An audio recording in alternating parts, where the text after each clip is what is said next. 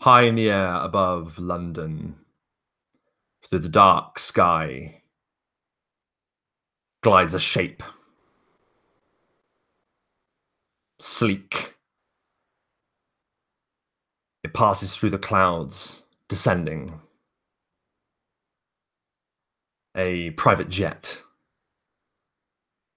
Sleek and black as the sky it flies through. It wheels and banks towards a landing strip. And it lands. A collection of figures stand and watch as the jet arrives. They are standing before a number of unmarked black vehicles.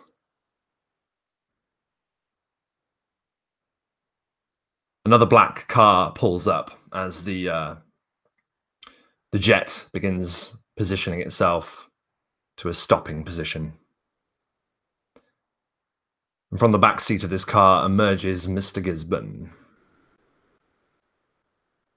He takes in the scene and approaches this collection of people who are watching as this jet is preparing for disembarkation. One of them looks to Mr. Gisborne as he approaches, a short man with long red hair.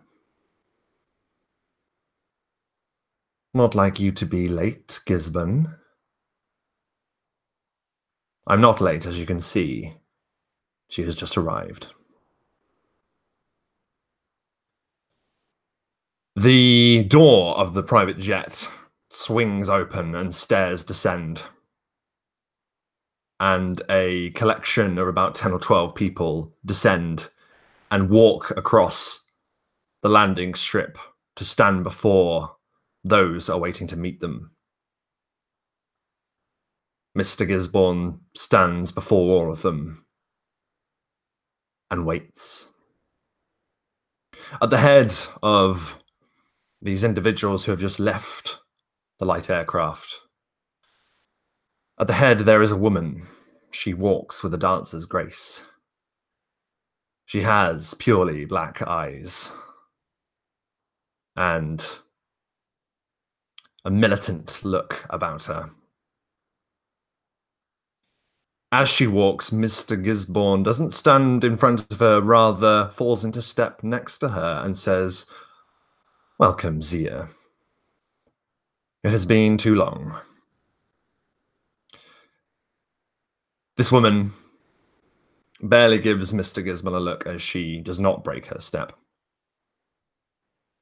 and says, "I hadn't thought to be here so soon, Gisborne, but it would seem that intervention is required here in London." Mr. Gisborne smiles and looks to her and says, "So you're an Archon now? Funny, I would have thought such a position would be beneath you.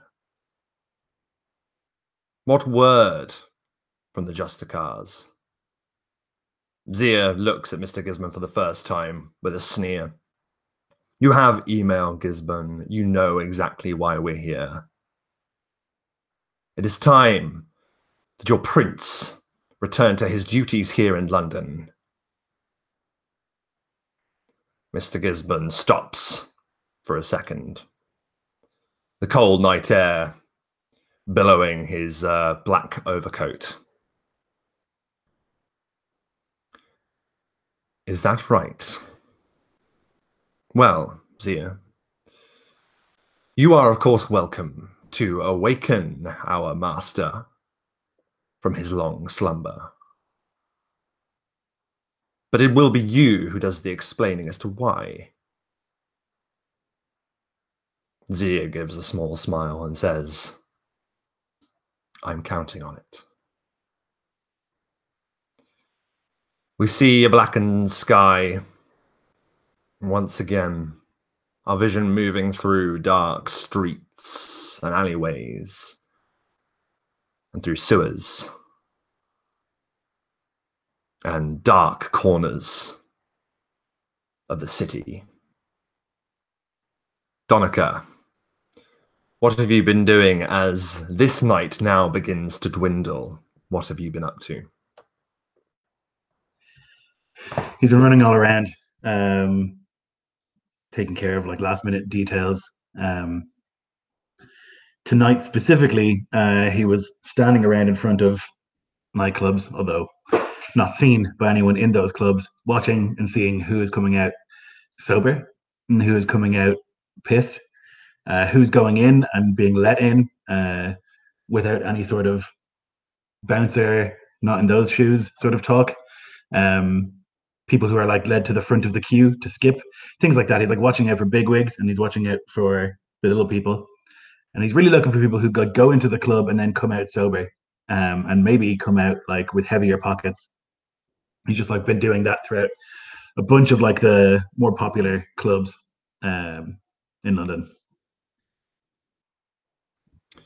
Fantastic. And your investigation has proven fruitful. You've witnessed that this is very much a center of social activity in Soho. And you don't know whether it's just instinct or perhaps something to do with your new heritage, but you are able to instinctively tell when those of the vampiric kind enter clubs. And you're able to estimate that within a sort of 10-mile radius, you're able to work out where all the hotspots are and where people move on a typical night as well.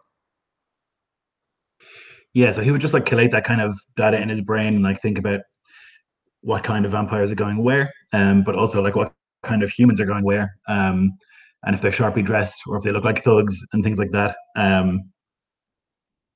His intent is to begin to make money, and the easiest way to make money when you are dead is to do something illegal, because you can't really go to prison.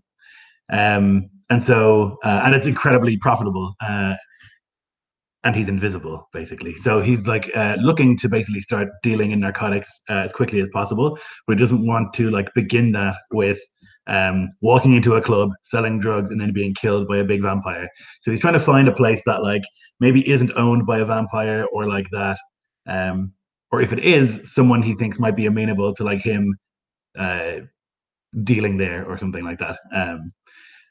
But really, he's like looking for human-run bars and human-populated bars. So you see one bar that stands out in particular, one that gets your interest from this your observations. There's a quite a popular club known as Labyrinth, and it's mainly this vast basement level warehouse. It is known for raves, but a number of like big music acts play there occasionally as well. And to your estimation, entirely run by humans, with very little vampiric interaction within its hierarchy, as you can tell. Excellent. Yeah. So he'll like note that, and then we'll like go to a few sort of like of the like when he like decides that's going to be his place, he'll then go to a bunch of like the old man pubs, you know, like the locals where there's just outflas and tough men. Like he's not looking for like anywhere cool or hip. He's looking for somewhere filled with like grim factory workers, those kind of people. Um, and he thinks he's looking for those people because he thinks that like they're likely connected in some sort of like union or gang or something like that, something old school, something that like uh, where people tell the truth and like you know they have a code of some kind. So he's like looking for that kind of place, and he'll like wander through some of those looking for like biker gangs or like factory unions and stuff like that. I mean, not many factories in London anymore, but you know what I mean. Dockers maybe. Yeah, for sure. In fact, I can say that you can likely find a really old school, hasn't been decorated in like 100 years, working men's club. Excellent. And you'll be able to, with certain investigation checks, I suppose, make some kind of connection between them inside, perhaps, or yeah, his hope is to like basically like get in there and like or even stand outside and like watch who's going in and out, and see how they treat people. And he's looking for whoever the guy is who gets the most handshakes, He's probably going to be fairly old. I imagine he's got a beard of some kind. And like a flat cap, maybe. This is the kind of person he's looking for. Someone who everyone has a nickname for. Everyone sort of walks up to him in the bar and shakes his hand and then goes and has their drink. And when he finds this person, maybe it's not in this bar, but it's in a bar somewhere, he'll find that person, locate them, and then wait for them to go outside, and then he will corner them in an alleyway. Okay, so you've been waiting for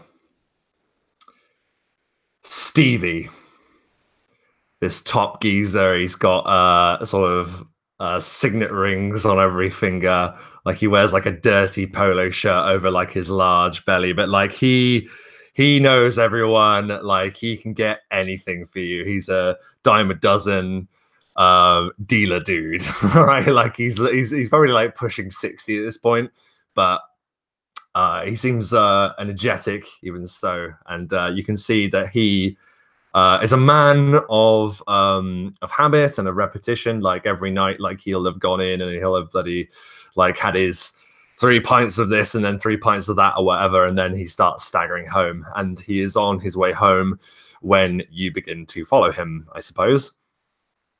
Yeah, so he would follow and like watch. I guess he would follow him home like a few nights in a row to see if that routine sticks before he like attempts anything. And then when he like realizes that it is the same routine, one of the nights he'll like be walking next to him, and just like the nature of like the Nosferatu bloodline means that this guy won't notice it until Donncha wants him to. And so he'll be walking next to him, and then he'll just like make himself appear.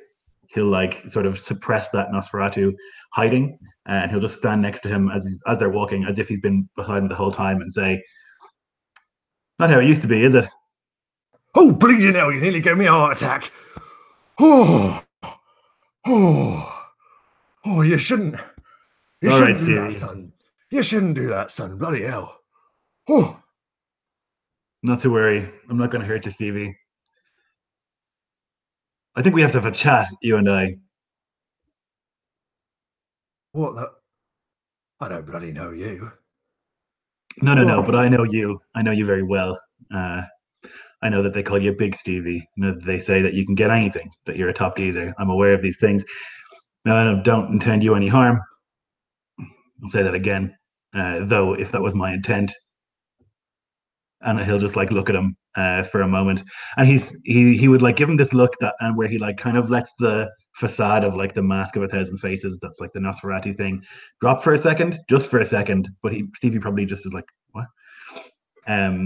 I think actually you'd see within that 1 second, you see a number of things. You see him go as if to like start getting like up in your face. The very, very root, the beginning of the bravado that men put on when they're about to start having a fight. But within that 1 second, you see something change in his eyes as he sees past your mask, and he falls silent, his eyes locked on yours. Now listen, I like you, Stevie. I think you're a good man. I think that people like you, and I think that you've lived a decent life. So I have a proposition for you. I know things are hard nowadays, and that it's not as easy to make money. Probably a lot of the boys are missing work. It's not easy. And so I have a solution for you. Now, I know a lot of you old school guys are not into drugs. It's pints, that's clear. But let me explain. There's a few places in this city that I think we could make a lot of money. All I need from you is for your guys, whoever they are. It could be the younger lads if you want. Go into some of these clubs, bars, sell some things. If you do that for me, I'll let you decide who gets what. I will take 60% of all that's made. I'll provide all of the necessary equipment to be sold. All you have to do, you and your boys, is stand around and count your money. There's only one thing that could douse the fear within Big Stevie's heart currently, and that is the unmistakable sign of a good deal. And he says, I'm listening. Our vision moves across London. Blaring lights, horns of traffic, frustrated, waiting in the streets. Toff, Tess, Sigfreid. It is only now that you've stopped running from the garish, bestial-looking humanoids that had risen up like marionettes, dangling from entrails pulled from the victim in the alleyway. Tess, what is running through your mind as you have narrowly escaped this supernatural assault? Tess thought she'd at least had an understanding of how things worked, of what there was, of what the enemies were, of how it all fit together. And yet here is something else she doesn't know.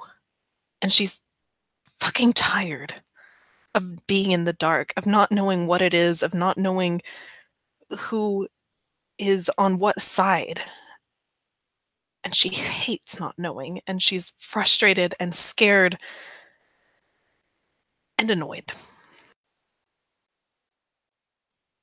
Toff, you fucking idiot. Why did you go down there? Toff's not looking at Tess. He's looking the way they had come, making sure that those things weren't following, or if they were, they left them far behind. He shrugs his shoulders, doesn't even look at her.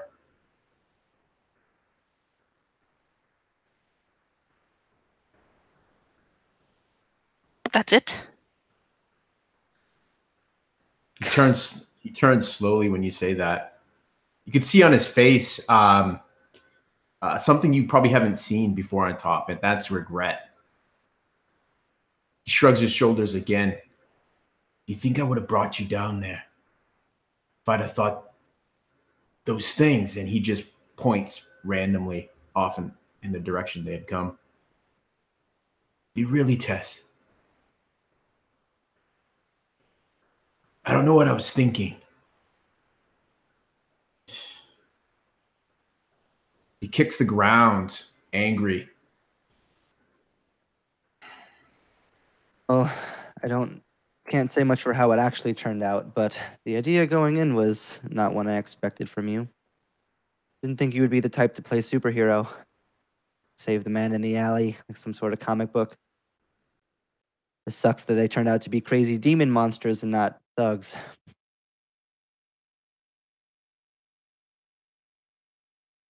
Toff shakes his head. No, not demon monsters, but I don't know what the fuck those things were. Never seen anything like that. How can you not know? You're like 50 or 80 or whatever. Like, come on. Just because I've lived that long, Tess, doesn't mean I've seen everything. There's all kinds of crazy shit out there. And I can tell you, I have never seen that. Something is stirring here in London, and I don't know what it is. He reaches through his back pocket and pulls out this almost destroyed phone. I think it's his second. It's a cracked screen. He can barely read it, and he's trying to pull up Sid's number. He gets frustrated.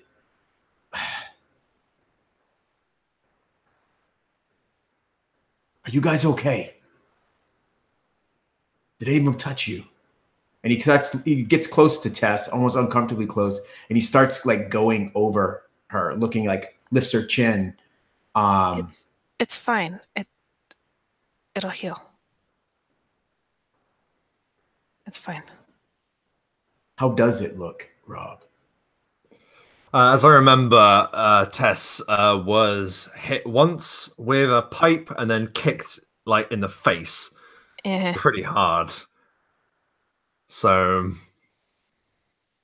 yeah, so Toff would see that. They didn't bite her or scratch her or anything like that. So he kind of nods and then he kind of steps back. Sorry,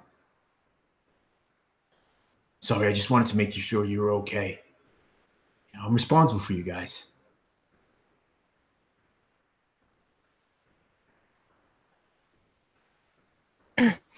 Sig, are you okay?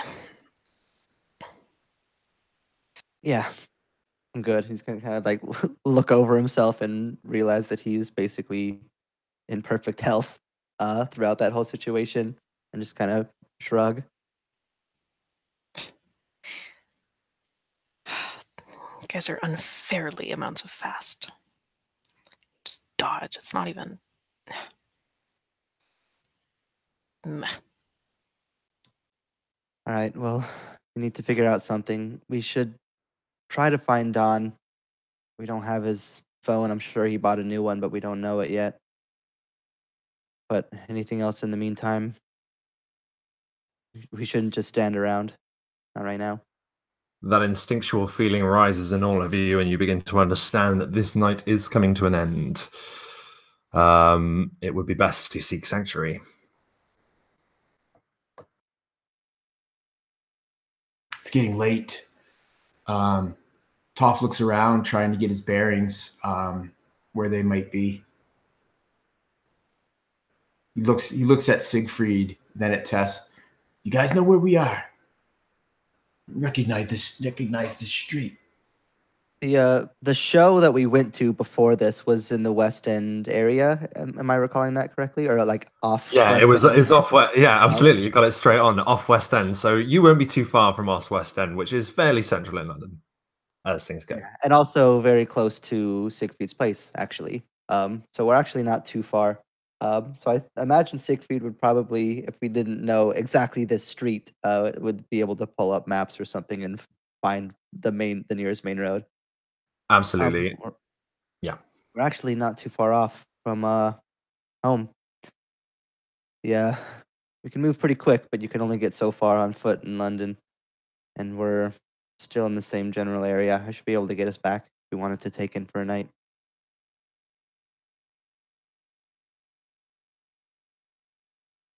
I think Toff would throw an arm over each of them and say, great, sleep over at Siegfried's.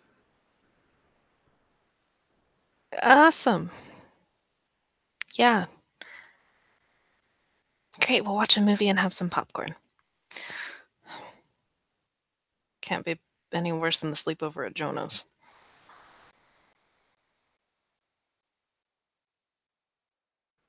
So away to just off the West End to find Siegfried's apartment. It doesn't take you very long. About a 15-minute walk. And you always get that feeling when the sun is about to rise. It's just like an instinct within you. The animal part of you just knows. So maybe talk is scarce as you make your way back. I would like the three of you to do a let's remember how to play vampire time. I'm just looking at the character sheet. I would like you to make an awareness. No, not awareness. No, awareness and wits. No, perception. There we go. Awareness and perception, please. Oh, God.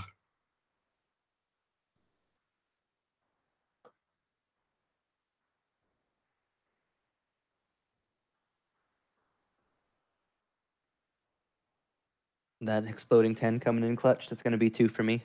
Excellent. Good. That's 4 for Toff. Is it 6 or 7 that we count? For this, it'll be 6. difficulty 6. Yeah. Unless I state otherwise, it's 6. Okay. Then I round out to 0. 0, sorry, Lionel, what did you get? 4. Okay, Toff. You sense something strange, like a cold wind that passes across all of you. The others don't react. However, you feel a distinctive chill, which is saying a lot considering your vampiric nature. Something has moved past you, but entirely unseen.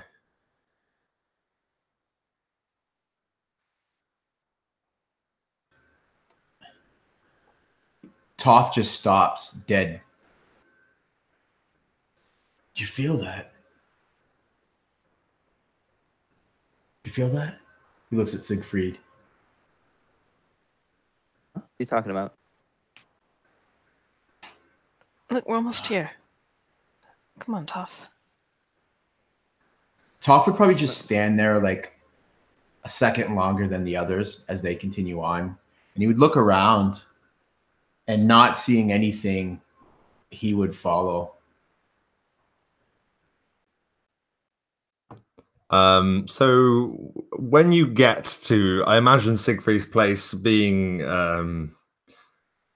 there's a lot of Georgian houses in that particular part of London anyway, where there's some steps that go up to meet the front door. And above the front door, it's instant to you that something is different. You know, you go to your house every day, and you know, the second you see something out of place, you just realize there appears to be some kind of small wicker ornament hanging from your door knocker. Siegfried.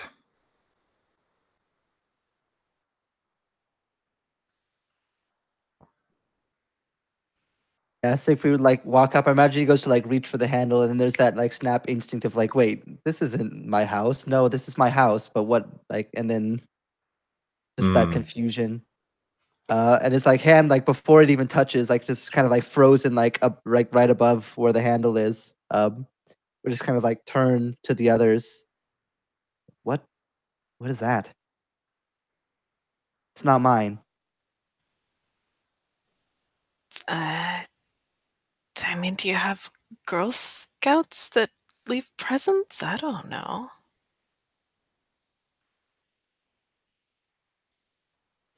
What does this ornament look like? Does it have any like specific? Yeah, distinctive? It looks like a rudimentary figure, and it appears to be twisted together with twigs and feathers, black feathers, that appear to be coated in some familiar substance. Blood.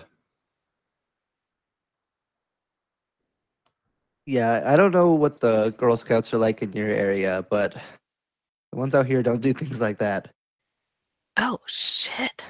Is that blood? Hang on, and Tess is gonna like take a picture of it. That's not normal. Toff, are you coming? Yeah, Toff's probably the last one to come up the landing. What do you got there? And has he ever seen anything like this before? Does it strike a memory for him? It's unlikely. However, there is such a skill, I believe, that if you have any skills, any of you that could argue that you might be able to roll to see if you know what it is, by all means.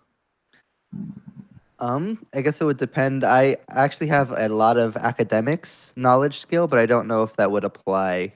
I wonder, would a cult? Maybe? Yes, absolutely. Occult is exactly the one that I believe would apply. So if you have any of occult, by all means. Occult and intelligence, it'd be. Intelligence, okay. Never seen anything like that before in my life. I mean, you like. Oh, sorry. I'm sorry. And he would put his hand out to look at it more closely.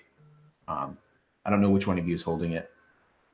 I think we just left it on the door. Oh, okay. Then, okay, perfect. Yeah. And he just reaches over and snatches it off the door.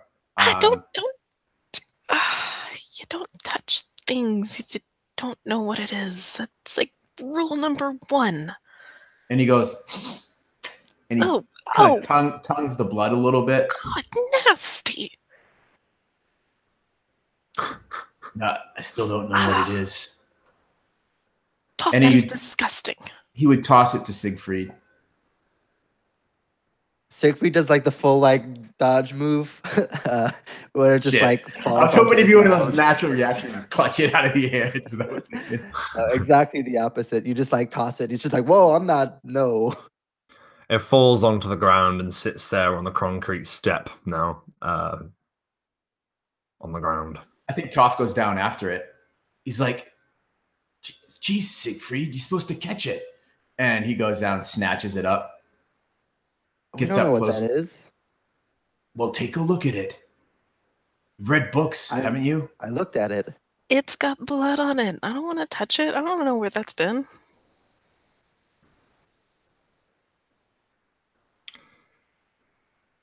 You begin to spot the familiar gleam of light upon the horizon. All right, I guess we'll deal with it tomorrow. Toff Yeah, so says, Sigfreid's just gonna like see the light, and just Yeah. shrug angrily and like reach for the door. Toff quickly goes to the neighbor's door and puts it there before he returns to the others. Okay, very good. Okay, so yeah, If they look at him, he's just gonna shrug, says, "I don't know," and we'll walk into the hallway to get to Sig's apartment. Fantastic. Donncha, you are seeing much the same thing. Your night has come to an end. Where is it you will be staying this evening? Or this morning, rather. He's like taking a maybe not a liking, but he's like started to sleep in the sewers. Considering that Donncha hangs upside down when he sleeps, it's like this quirk of his Nosferatu. Like he doesn't need a soft floor to sleep on, and it's like something initially that he was like, I better sleep above a bed, but now he's like realizing he doesn't have to because it doesn't make a difference. He's still hanging from the ceiling, and so he can kind of sleep anywhere. And although like the sewer is a disgusting place, like maybe it's also part of his Nosferatu heritage that doesn't bother him. It's like it doesn't disgust him. It doesn't even smell that bad. And so he would just like he usually will crawl into a manhole or something early and just like creep around until he finds somewhere that's quite secluded, and then would like sleep there. He's been doing that for a while. He's been alone for like quite some time now, and maybe he's enjoying it. Very good. So, all of you, you're able to rest, and unless there's anything else you'd like to do before that time is up. As Tess is curling up in her usual spot in the bathtub, with the pillow and blankets, she pulls out her phone and looks at that picture. Kind of looks towards the closed door, and she sends it with, "Do you recognize this?" to Mr. G.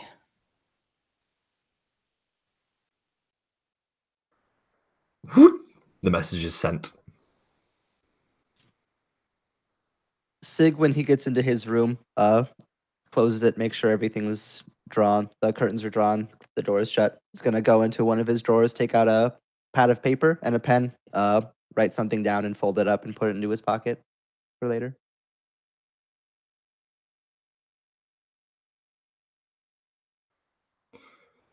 Okay, so with all that said and done, Tess, you don't get a text back. In fact, it doesn't even register as being read. But yeah, a new night is now upon us. It's still in the winter, autumn months, so it is dark fairly early. And you're able to go about your business. And as we've just come from you guys, I'll ask Donncha, what are you going to do first of all when you awaken in the sewer? You awaken to the sight of a number of rats, sort of like formed in almost a circle around you, feasting on whatever they found in the sewer. I think a normal person would be like, "Oh God," but for him, it's he's almost tempted to go, "Hey, how's it going?" Because these are like the creatures he associates more with now than humans. He's like starting to feel that. There's like a link between like the Nosferatu and rats. They'll like survive anywhere, and like they will thrive anywhere. As far as he's concerned. He would like he's been going through this like ritual where he like will check his Facebook even though he is dead, and like there's all these like sort of, oh, he was such a great guy, blah blah blah, that he can like see, and it's this weird sort of like psychological thing where he like looks through it, but also he'll like check his wife's ex-wife now, I guess, and see that she is like safe apparently in Ireland, away from London, him having spent the money that they had gained and like sent her away. And that gives him like some measure of comfort at least. And then he would like close the phone and like go and get ready to eat. he has become used to eating rats. It's become like it's not gross for him. It's only gross when people look at it. So like the other people in the group, when they watch him eat a rat, they like give him this look of like, ugh. But for him, it's just like it's just sustenance. One thing that does stand out to you when you check your widow's Facebook page is that basically it's covered in people sending sort of messages of condolence and encouragement for the fact that she'd recently appeared on live television, basically with some kind of search, some media-driven search, obviously funded by papers to try and find you. So that is obviously still in your mind as well.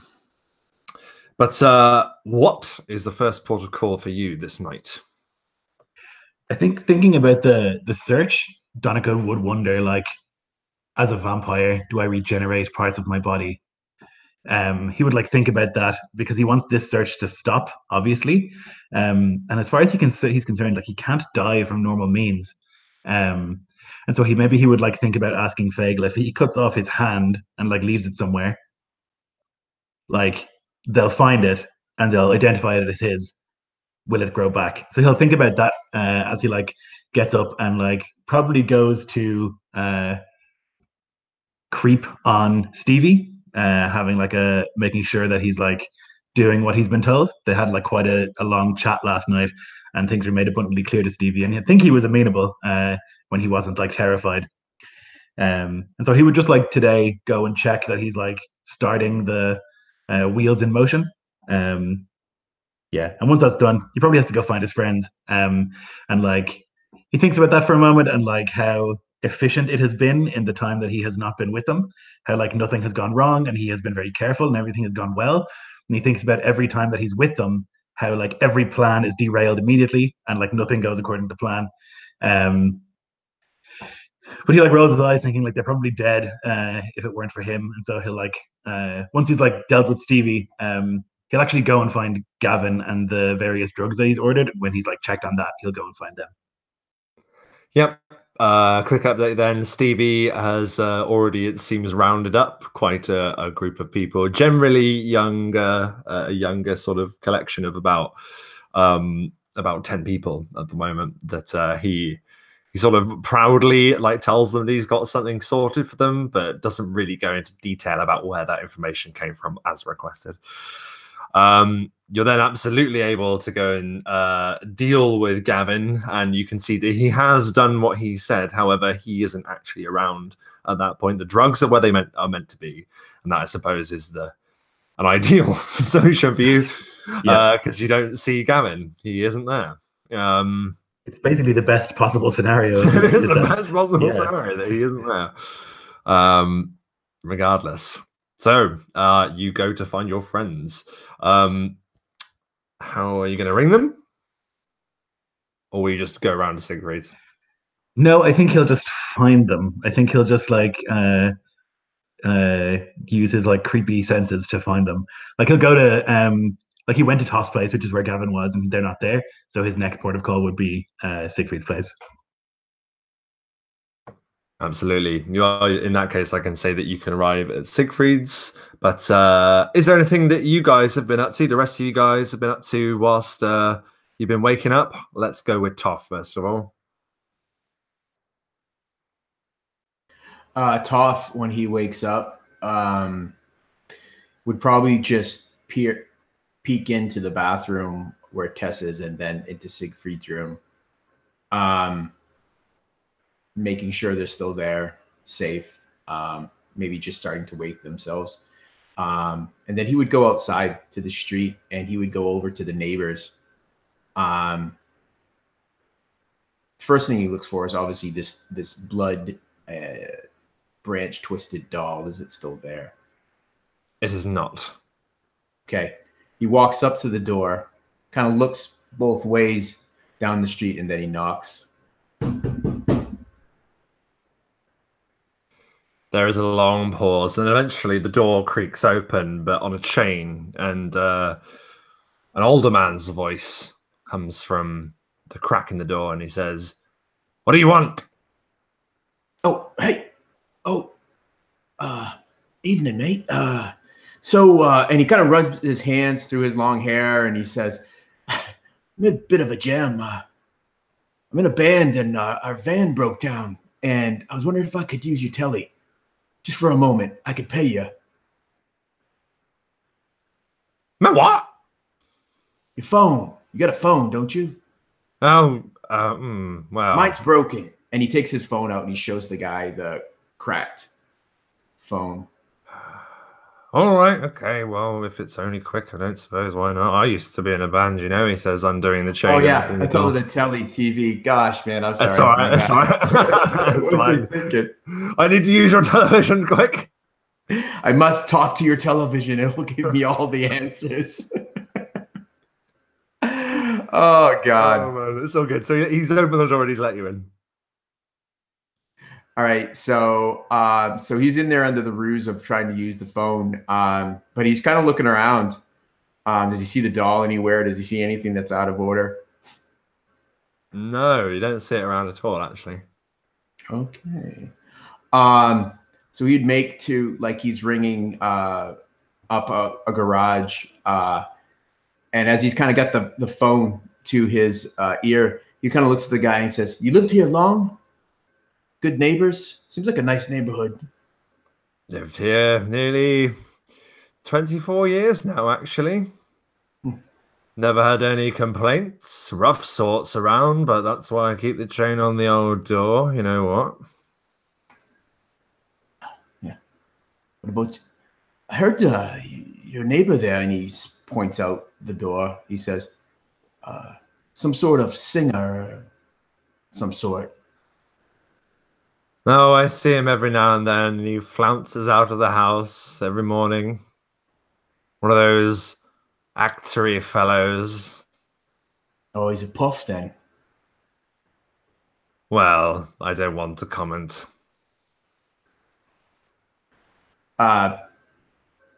He would laugh, shrug his shoulders, and then go, "Yeah, hello. Yeah, I wonder if I could get a tow." And he would just rattle off like an address a little bit down the road.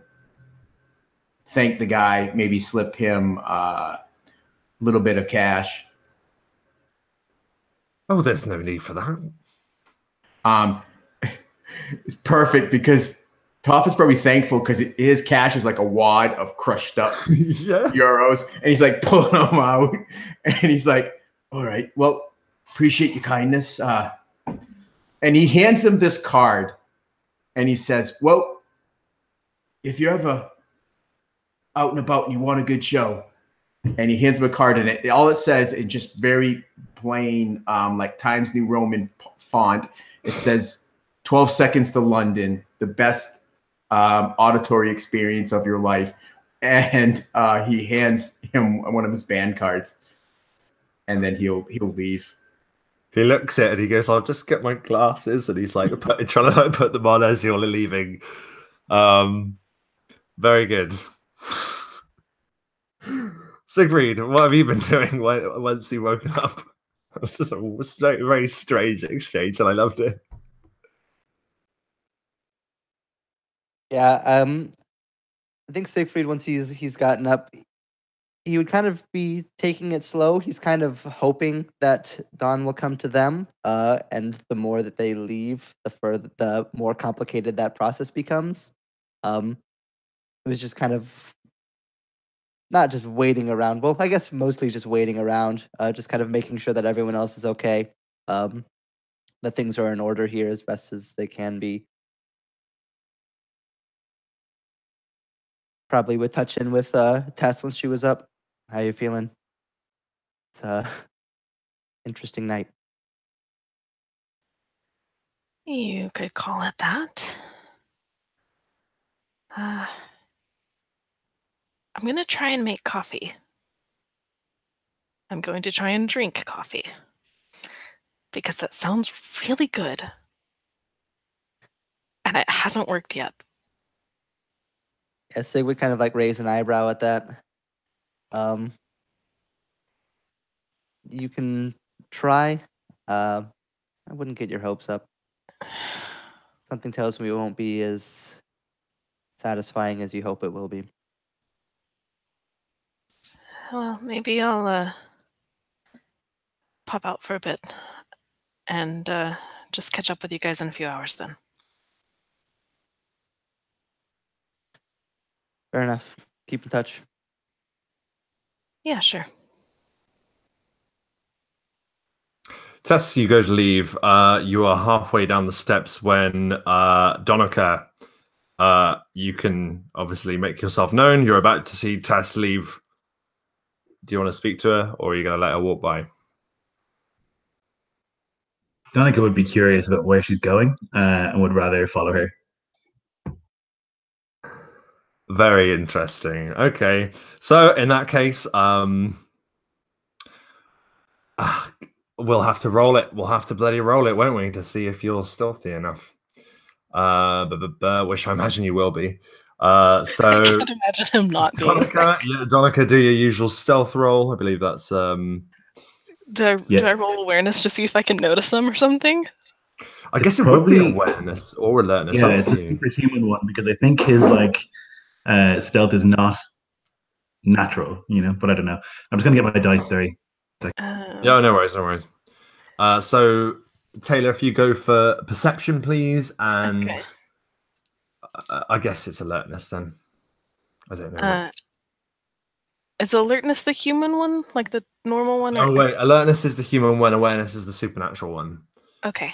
Oh gosh, I get those mixed up. So do I. I have 2 successes, which is not going to be enough to beat Donncha. I am positive. Okay, it does seem like that. I'm just opening my character sheet. Yeah. Listen, sorry. This is okay. It is extremely unlikely. I've got a lot of dice here. Especially if you're using some blood to make successes. So it would be stealth and Dex, I believe. Okay. Yep.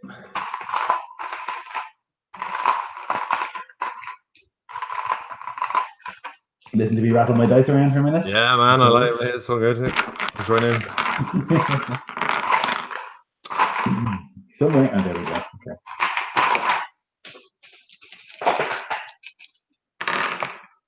1, 2, 3, 4.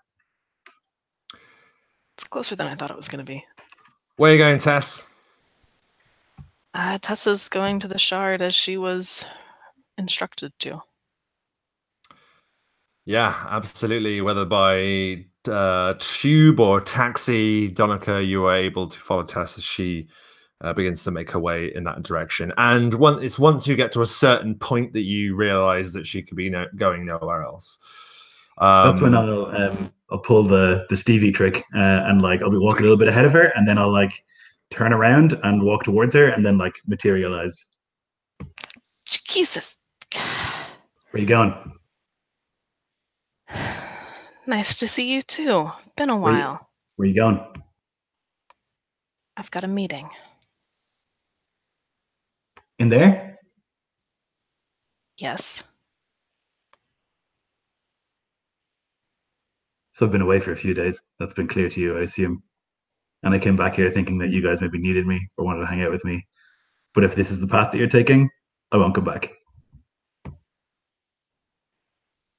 Maybe you should go talk to Sigfreid.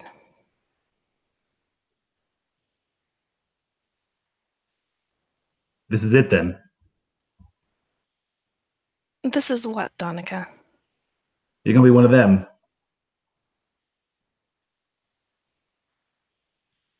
Why is that a bad thing? I could list you 1,000 reasons and I've explained them to you many times. Just because you don't like following the rules doesn't mean the rules aren't good. I don't have a problem with following rules. I have a problem with totalitarian regimes. I have a problem with people who force you to do things against your will, people who threaten you with violence. Those are things that I have problems with. Look, and I think you should too. And if you want to be a part of that, then that makes you as bad as them. And if you are in any way involved in that organization, you're as bad as the person at the top. We've gotten you out of the little contract that Toff signed. You don't have to do a damn thing, and you can thank us for it, Or you can just leave. Goodbye, Tess.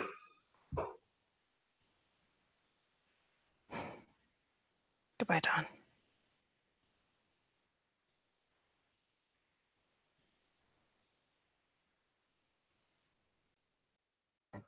So, Tess, Donncha is gone. The glistening colossus that is the shard looms into the sky above you as you step inside. And that is where we're going to take a very short break, guys. Go get a drink, and we will be right back in a moment. For those of you watching now and after the fact, thank you ever so much. Welcome to Performance Check. My name is Rob. Vampire the Masquerade is back, and will continue to be back in a very short moment. Bye.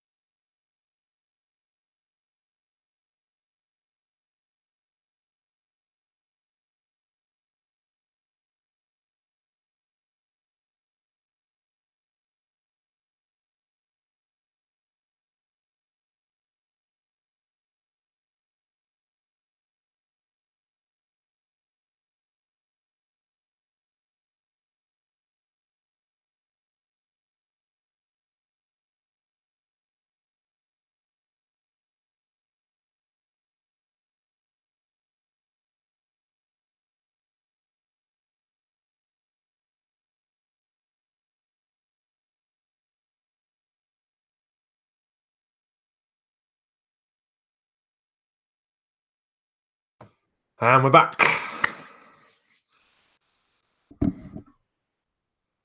That was a little emotional, a little bit uncomfortable. Donncha doesn't associate with fascists. You should see the. You should read the chat over here, Rob, in our hangout. Oh my goodness. Oh god. Okay. It's on fire. I don't think I should read it. My goodness me. Oh man. Okay. Well, I think we should just jump straight back in. So, Tess, you've arrived at the shard. What is it that you intend to do here? Tess steps inside the building and just looks down at her hands, and they're shaking a little bit. And she doesn't know if it's adrenaline or anger. And she's just so mad at Donncha for being so unreasonable. Like, he can't bear to see that there might be another side to things. She's mad at him. But she kind of calms herself down and will go in and go up the elevator to find Mr. G. Oh my god. So, Jesus Christ. It is actually, as you're walking into the entranceway, your anger nearly blinds you to the fact that someone instantly approaches you. You don't go up the elevator because someone approached you. You vaguely recall this individual, a youngish-looking vampire who was on the desk towards the top of the spire, is actually walking directly towards you. That one. Yes, that one. And he looks at you. He's got like a tablet in one hand, and he just gives you a slight sneer and says, "You're to come with me." Where? You have an appointment with Mr. Gisborne. That is why you are here, is it not? It is. Well then, stop wasting time. That was unnecessarily rude, but he's rude regardless. I'm gonna stick with it. And he turns around. Sorry, oh man. Panties in a wad. And he does lead you to the elevator. However, he produces a key for when he goes inside, and he opens a small box beneath the main buttons of the elevator to reveal other buttons labeled B, 1, 2, 3, 4, 5. It goes on. He hits B10, and the lift begins to go down.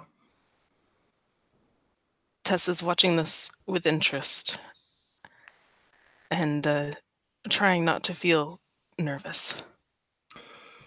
The door of the elevator opens, and the individual with the tablet does not move. He says, "This is your stop."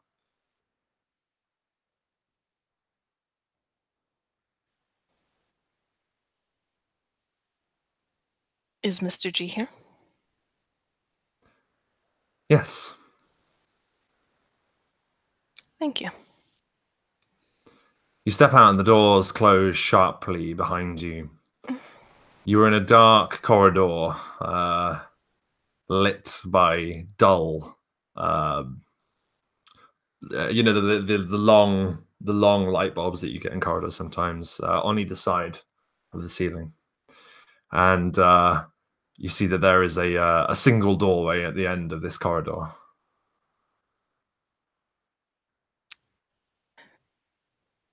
Tess lifts her head and walks forward much more confidently than she feels.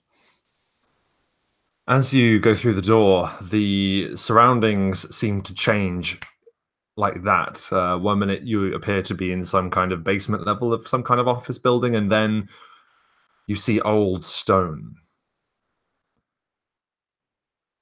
You see carvings on the walls. The design of this place, this room that you step into, is almost like that of a church or a cathedral. It is dark, it is cold. And standing at the on sort of almost like a balcony, looking into darkness, stands Mr. Gisborne.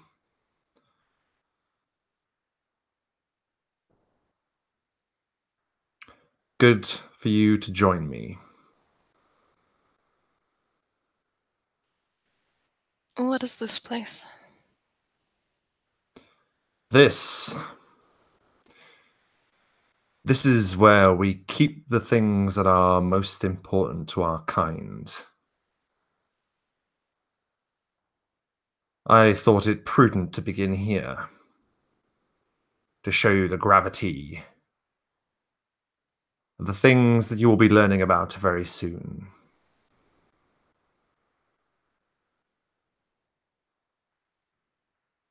This place was not built here by accident. It was intentionally built a long time ago. Beautiful, is it not?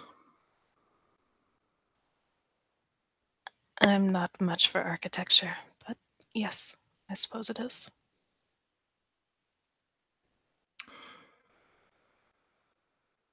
I have a question before we begin. It is curious to me that you've had this change of heart. Where once you were rebelling against our ways, now it seems that you wish to know more about them. Why is this?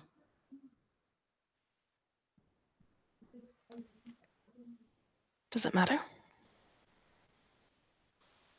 It certainly does.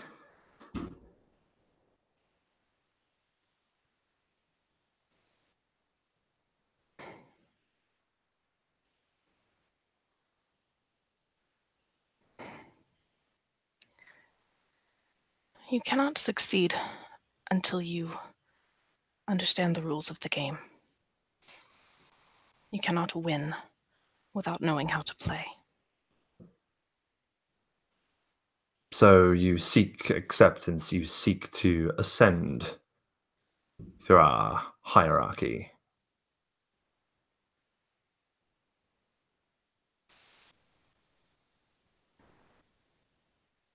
Perhaps. There is no perhaps. You are the clan of kings, and it is your birthright that you feel. That you want more. I don't want to be anyone's errand runner or messenger. I'm tired of not knowing what's happening, what's going on, of what we're seeing. I'm better than that. And yet you have yet to prove that. This is where you prove yourself. What?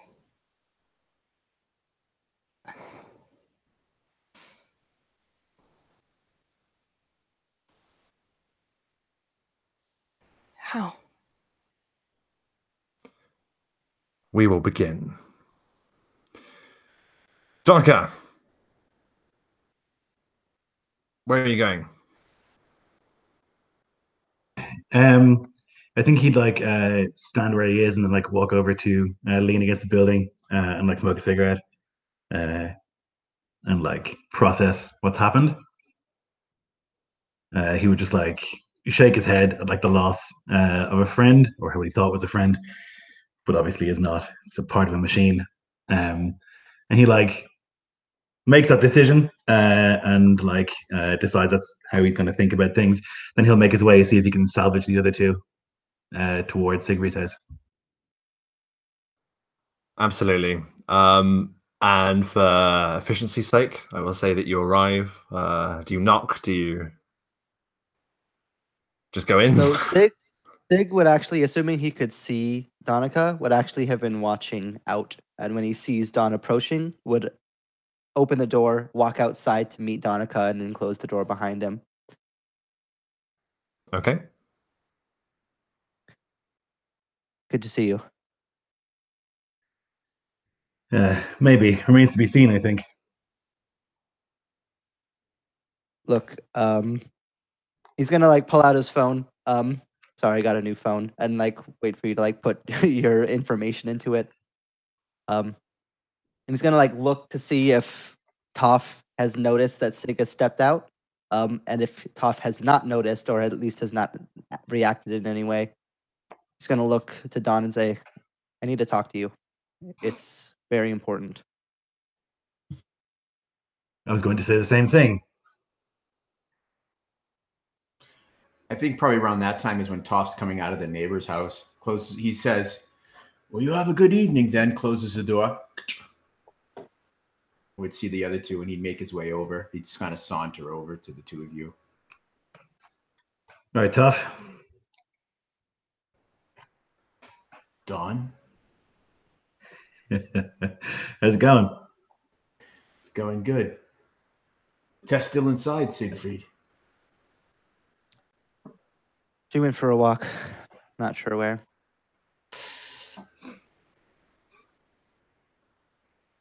You see kind of this anger and worry flash across Toff's face, and then he kind of realizes it, and he kind of quickly placates it, and he's like, "Go for a walk, okay?"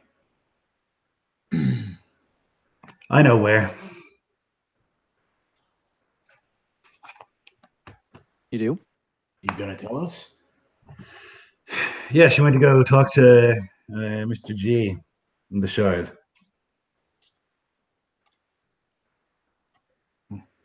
Of her own volition, I tried to talk her out of it, and she wouldn't listen. It's kind of why I'm here.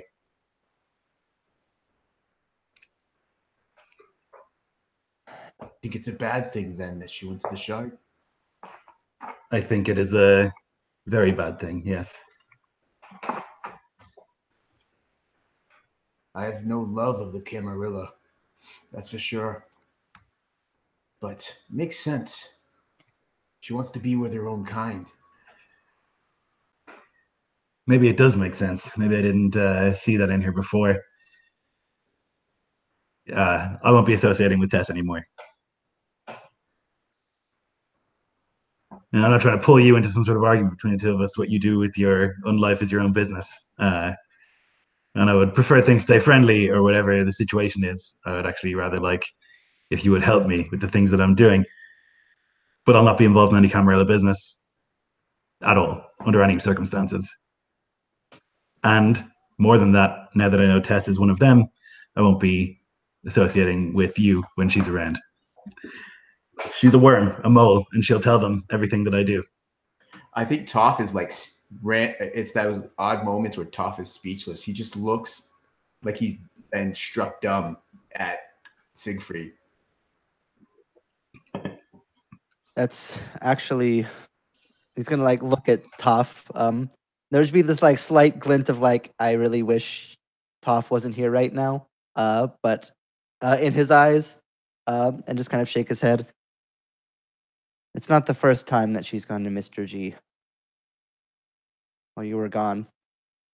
You went the other day too. In fact, we were all there, much to my dislike. You need to be careful, Don. People are watching.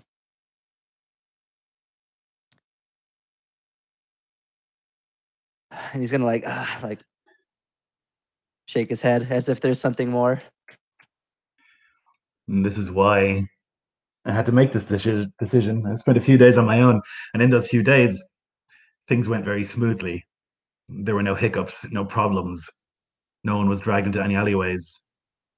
No one ran off to do secret missions or was captured. It was extremely smooth and very effective, and I got a lot of work done in the few days that I was away. I can't trust Tess because that is clear. I think, to both of you, maybe. I don't know how you feel about this, Toff, but my gut says that you're not a fan of the Camarilla. I think that you obey them as much as you have to, and I think that you're afraid of them, and that's probably wise. But I don't want to live that life. I can't lick a boot. I can't kiss an arse. I just won't do it. So I'll pay whatever taxes I have to pay and stay off their radar, but I will not be engaging in any sort of business that they ask me to do. And hopefully they just won't ask. I think the mixture of emotions that Toff is feeling right now is tough for him to express. It's kind of that moment when a parent is really proud of a child, but also angry at them too, because that moment is when they start to show that independence, that they no longer need you. And I think Toff would just say, not necessarily directly to Donncha, so you get it.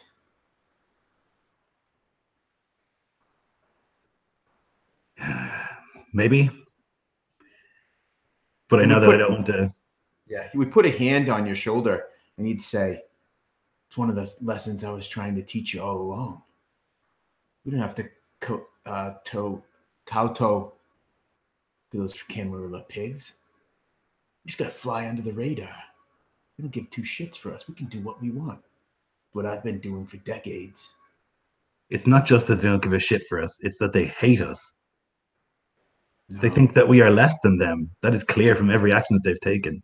They think that we're expendable, that we're not people, that we're nothing.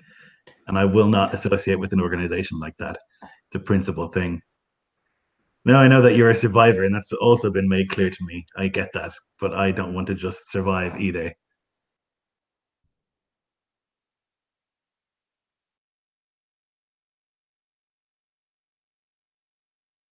Just be careful, Donncha. Don't bring too much light upon yourself. Okay? I don't know what you're doing. Don't tell me what you're doing. I don't want to know.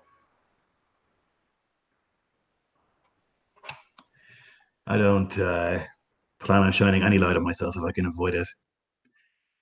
I've already taken some steps to separate myself by many degrees from all of the things that I'm doing. That's my intention as I go forward. I think Toff would just not say any more on the topic and just nod his head approvingly. And then he'd turn to what I know you don't want to hear this, Donncha, but he turns to Sigfreid. You think Tess is going to be safe? I mean, and he kind of leans in closer with Winchester.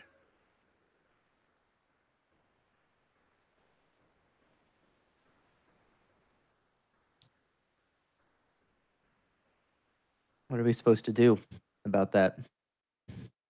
He's got Mr. G now.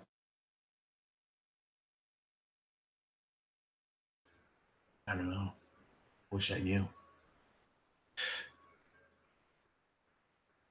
I told her when I met her outside that this was the last option, and what Tess does now is no concern of mine. I understand that I don't have any dislike for her, but I just can't. Her loyalties are clearly not with us, and I can't tolerate that. Well, I'll be damned if I'm going to toss Tess aside. I won't do it, Donncha. I won't tell her any of your business, and I'll keep things secret from her. Only those things involved in that. But we made a promise to each other. No more secrets. Didn't we? No more secrets, and yet she snuck off to go and speak with the Camarilla. She snuck off to be with her own kind, Donncha. Tell me what it was like when we were sired together.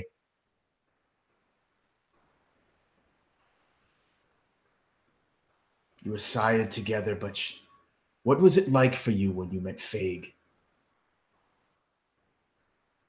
How did you feel when you walked into the sewers and the subways? Afraid more than anything. Don't lie to me, Donncha. Was there a feeling of home? And you, Sigfreid, when you met, I can't remember her name, but I'm hoping Toff would remember it. The hell is the YouTuber? Cinder. Cinder. When you met Cinder, tell me honestly that you didn't feel like you had met a kindred spirit. We are naturally drawn to our own. You would hold that against Tess? Absolutely. Have her feel lost? Absolutely. My own are not stomping in the throats of others. That's true. That's true. But I owe it to Tess not to just throw her off. Then you can Cast do her that aside. if you want to, but I won't be a part of it. I can accept that. Toff, can I have a word with Donncha for a second? Yeah, Please. I would imagine I'm probably a little bit more calm than Toff is. I probably should have been escalating my voice a little bit because even though he's wanting to have this civil conversation with you, he started that bruja blood is starting to boil, and he's like, "Yeah, fine." And he walks off, pulls out his broken phone, and you hear him kind of feverishly texting. Look, Don. You know how you said Toff's a survivor? Yeah. That no secrets line is a survival line. There's plenty that happened that you don't know about. I think you need to know for your own safety. We were at the Shard the other night. Tess and Toff told Mr. G that you had inklings toward potentially this anarchist movement that you had heard about. They sold you out for their own safety, to distance you from us. They told him that you were somebody to watch out for, that they should keep an eye on you, that they might keep people in the loop if they kept you around. I tried to stop them. I want no part in their bullshit either. But what's said was said, and I felt like you need to know.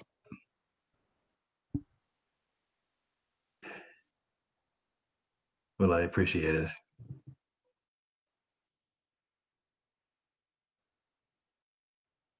I don't know if Tough. Donncha knows how to like react to that. He's probably just like standing there and like there's maybe like a look that like passes across his face of like that beast for a moment.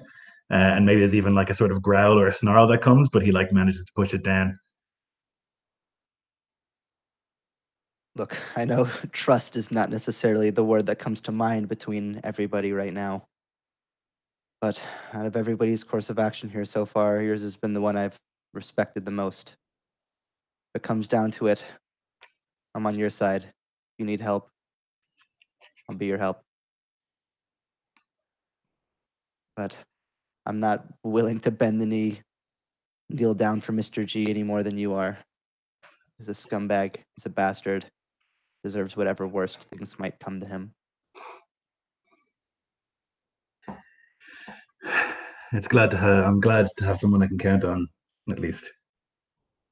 I appreciate your honesty. I don't know what I'm going to do, but I won't be associating with Tess.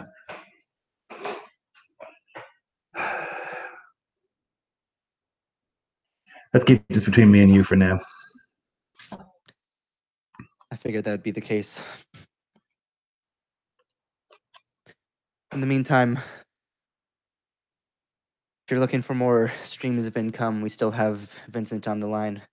Want to look at making a deal? I'm still up for it. Yeah.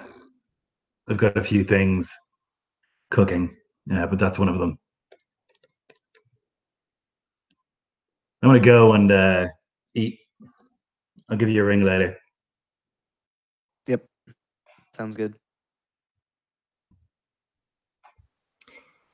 You return to the darkness beneath Ventry Towers.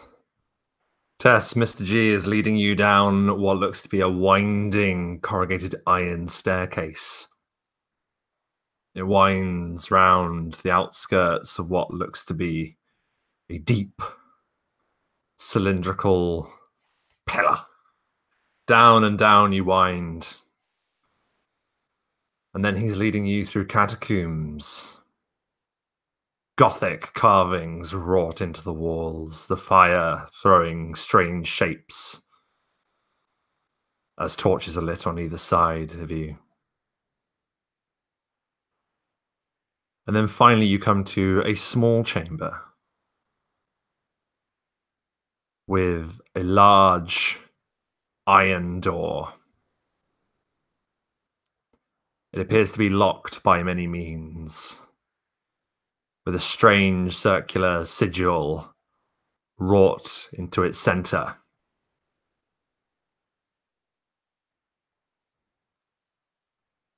Mr. G stands there just staring at the door and then gives you a look, Tess.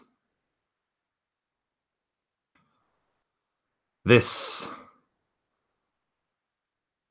is the resting place of our prince.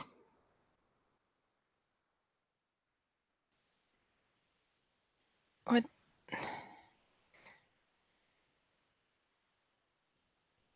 But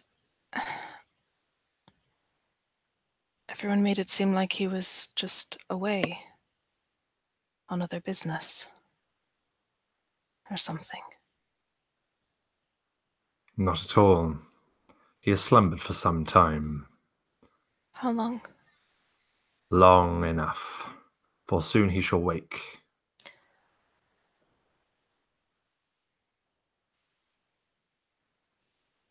When? What is long? What is soon? As fun as these mystical answers are, I would prefer actual numbers. 3 days, or nights rather. The prince will be awoken. There is a matter that must be arranged. A number of dignitaries from all over this world will be attending. We are to have a democratic gala, a ball, to be held here within Ventrue Towers.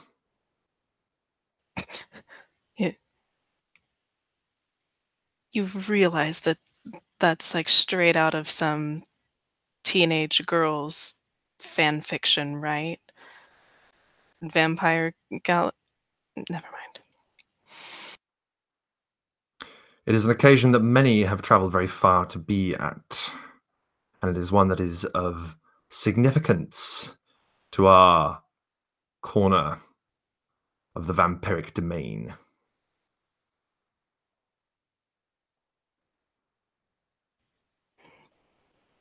Why? Many will have travelled far to pay their respects to the awakened prince, You mentioned that. and that is why they will be here. Why now? Why 3 days? What matter? There are certain procedures that are required to take place so that one such as he will awaken. He is very old and very powerful.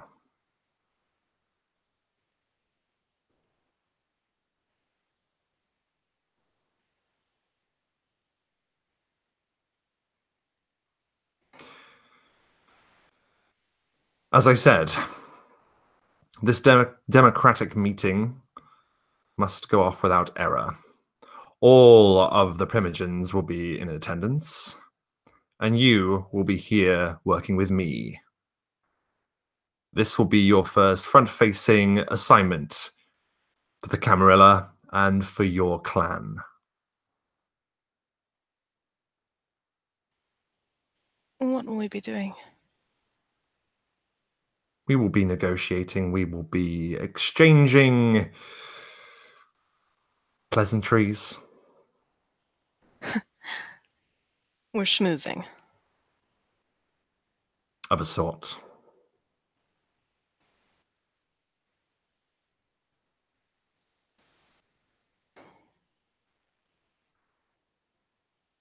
This displeases you? Why are you trusting me? I do not. I do not trust anyone. Trust is a crutch. Trust is something there to make yourself feel better when your back is turned.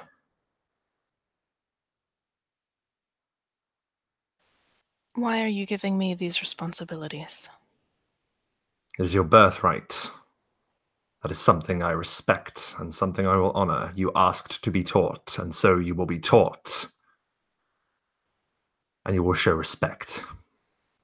I have humored your snide comments, but I assure you if they do not change, you certainly will.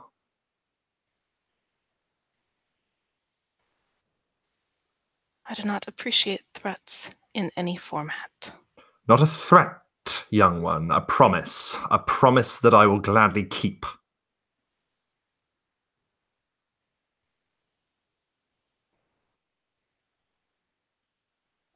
You have not been treated as such for no reason. You have not been put in the position that you've been put in for no reason. You have been watched carefully for a very important purpose.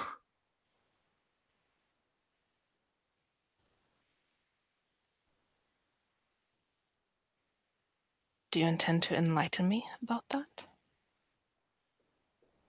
Have you not worked it out yourself? Clearly not. Then allow me to enlighten you.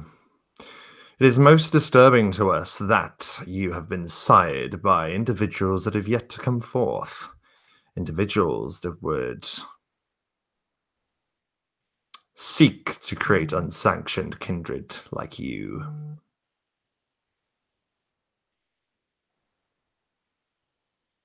I'm bait. Why, of course. We've been waiting for them to approach you for some time, and yet they have not. And so you're putting me in a room with some of the oldest and most powerful and waiting to see who slips up. This is what you asked for, is it not? You want to know our ways, I will put you in the heart of them. This is your first lesson.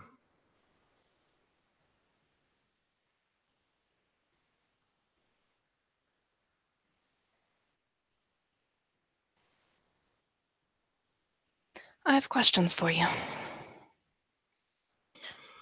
Proceed. Is there a book, a website, something, a nice little encyclopedia of the things that go bump in the night? There are certain tomes that include this information. You speak of all that move in the darkness, just not our kind, I assume. I came across something unusual. Yes, I saw. No, something else unusual. But we'll get back to this one.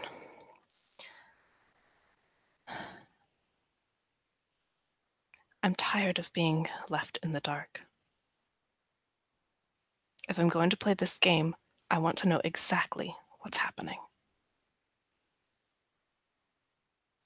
And you do.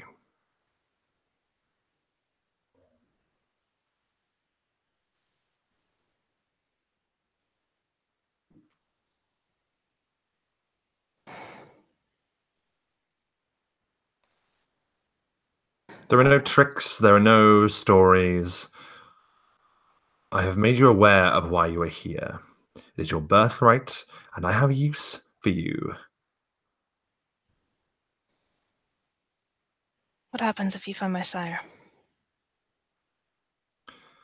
That would be a complicated conversation.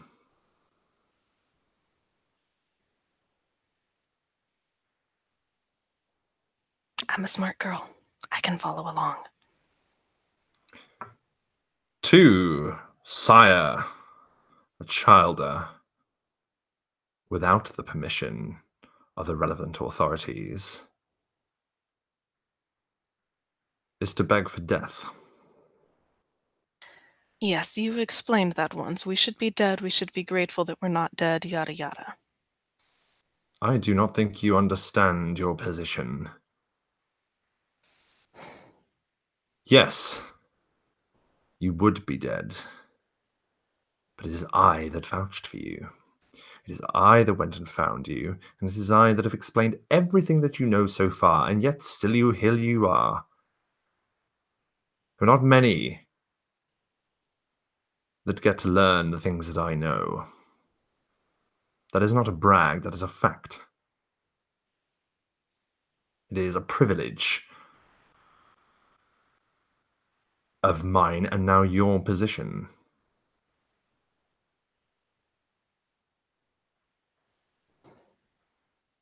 Does this not sate you?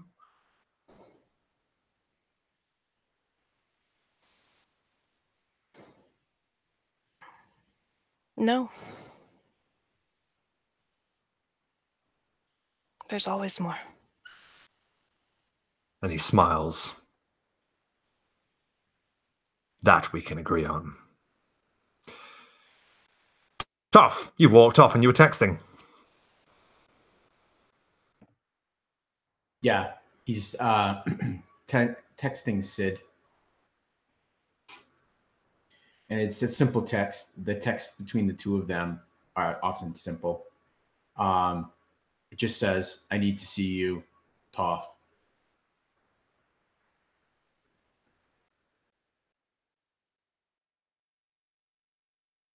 Okay, is there anything else that you're going to do? I think that he would wait. It doesn't take him long to send a text message.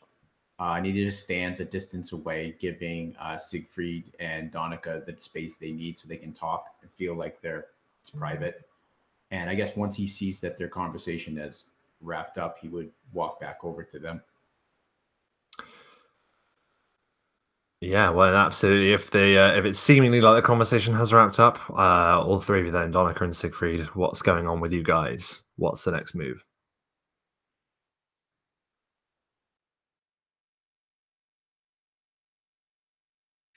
I think that Donncha will like look at Toff for like a long time and not say anything. Just like stare at him. Maybe his jaw clench a few times, but he won't speak. Well, now what? I want to just have. I don't know that I have a chance at this, because it's not definitely to Toff's strengths. But Toff's going to try to see if he can pick up on that from Donncha. Sure. There are definitely ways, a few different ways actually, that could be picked up on. I just don't know all of them. I know there is an ability that some of the vampires have that's to do with reading your aura and things like that, but I don't think it's in Brujah you have that. Nope, I do not. What would you argue that you could use if you do have it? Let me look here real quick. And that's an open suggestion, by the way, guys, if you've got an idea. Empathy is one that might. Empathy, I think, would be the most appropriate. Oh my goodness, we've never used that before. Let's use it now. I'd say perception, picking up on it, and empathy. All right. All right. So that's one and a pop. And it's another pop. Oh man, I'm perceptive as hell. So I got three successes. Now, Donncha, would you have been like trying to hide that frustration? I mean, you're saying you clenched your jaw, but no, you're not. I don't think so. I think it's like a deliberate thing. Sure. He's not like screaming at him, but it's like there's just a look, you know. Yeah, for sure. All right. So there's definitely something up. Off, so obviously. Seeing that, Toth turns to Sigfreid and said, "What did you tell him?" The fuck did you tell him, Sigfreid? You're a survivor. He looks at you, then he looks back. And if Toff's eyes could drill holes through Sigfreid, they would at this moment. What did you tell him?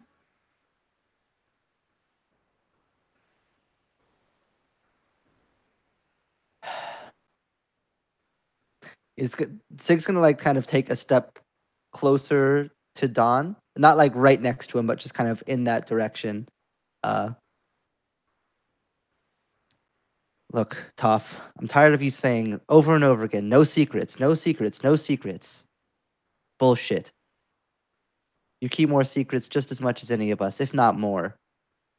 I was there in the office with you and Tess and Mr. G, saying how Tess is the one who's out there working with the Camarilla, how you hate them. They're the worst. You can't stand them. And then you go around making deals with Mr. G, saying that you'll watch out for Don, telling Mr. G that he's someone to be careful about, someone to watch out for. That kind of stuff can't stay secret. So stop saying no secrets unless you intend to live no secrets. Until then, maybe I'll have words to say when I see you acting like that. That's all there is to it. So Toff's hands are clenched so tight that the nails of his have sunk deep into the palms. Blood starts to run along the fingers and drip to the pavement. When Sigfreid finishes, he relaxes a bit. Then he turns to Donncha. So you know. I'm sure you don't care about why. Doesn't fucking matter why. You sold me out. You're useless to me. You're useless to me now. I can't trust you ever again. One betrayal is enough.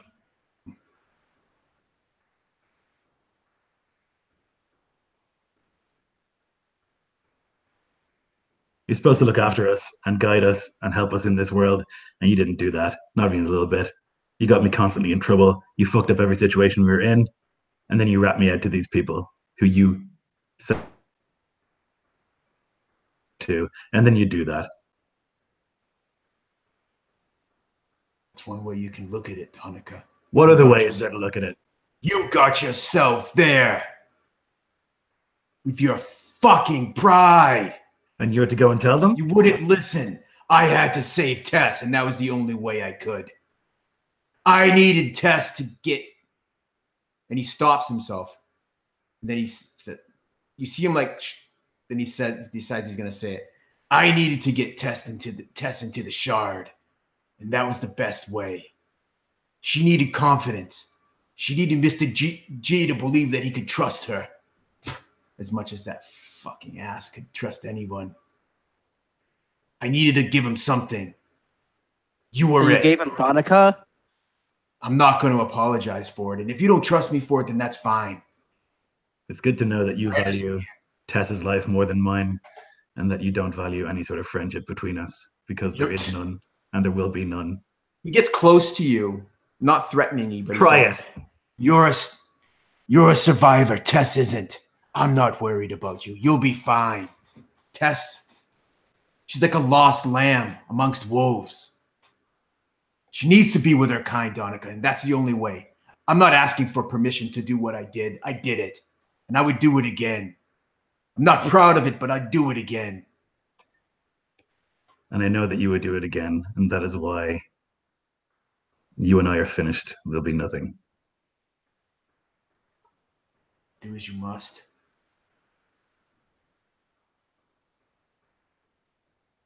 And then he would turn to Sigfreid and he'd say, no ill will towards you, Sigfreid. What you did was what you felt you needed to do.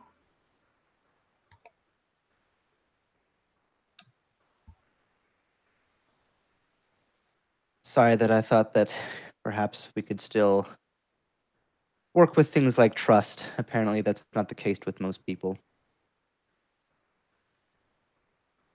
I'm not going to let you play games with us, Toff. We're not pawns for you to work with. Like this easy smile will come across Toff's face. And he goes, sorry that you feel that way. Some of it's even true.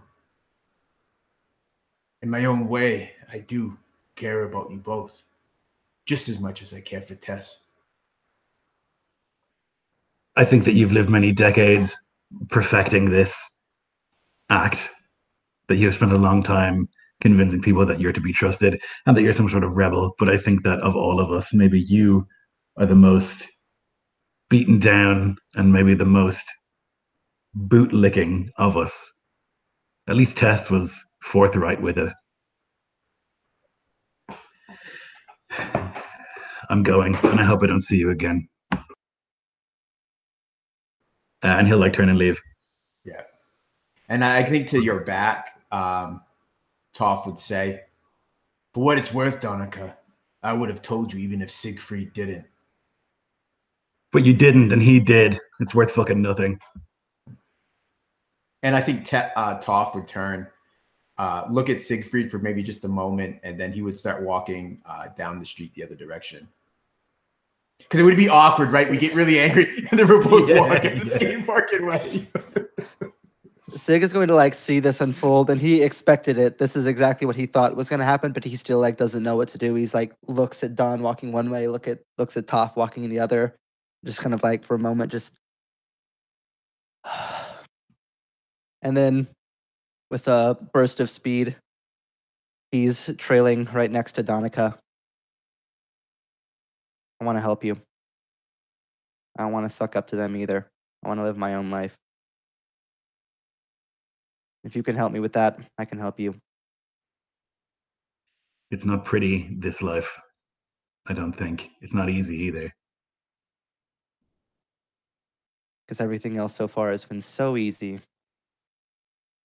It's going to be hard. Might as well get something out of it. Well said. I need a drink. Like a lot. Yeah.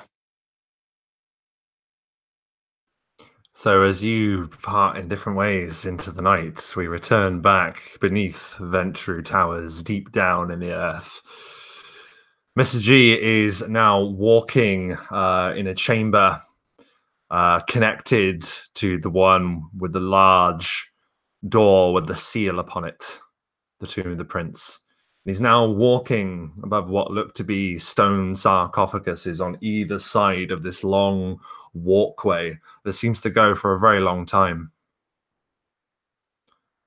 Look at them. Many have been here for hundreds of years. I brought you here so you can see the weight of our culture and of our being. We have been here for a very long time. Are they all Ventru? No. All walks of the night.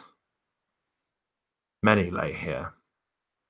Even some we do not speak of. Why not? They are of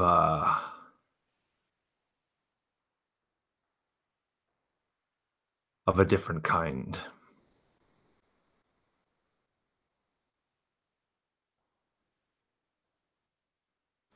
Those that lie here because they were worthy in some way.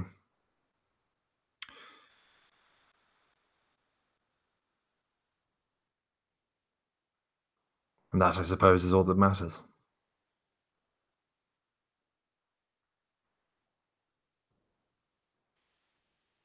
How long are they here? Why are they here? Do they wake back up? Who determines it? It often depends. Heritage and bloodlines are a strong consideration. If are there those who are strong in a particular bloodline that still walk this earth, then occasionally they deign to awake their ancestors. And some play at power whilst their betters rest and wait.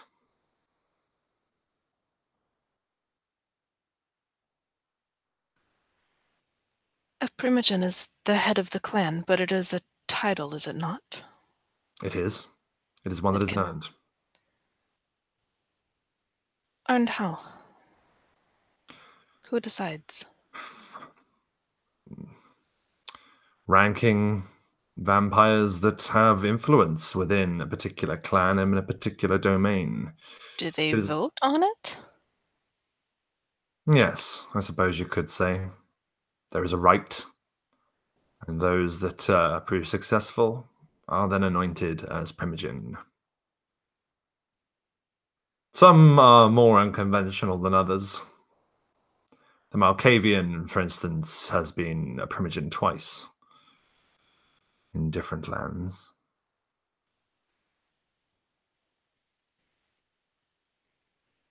What happens to the prior primogen?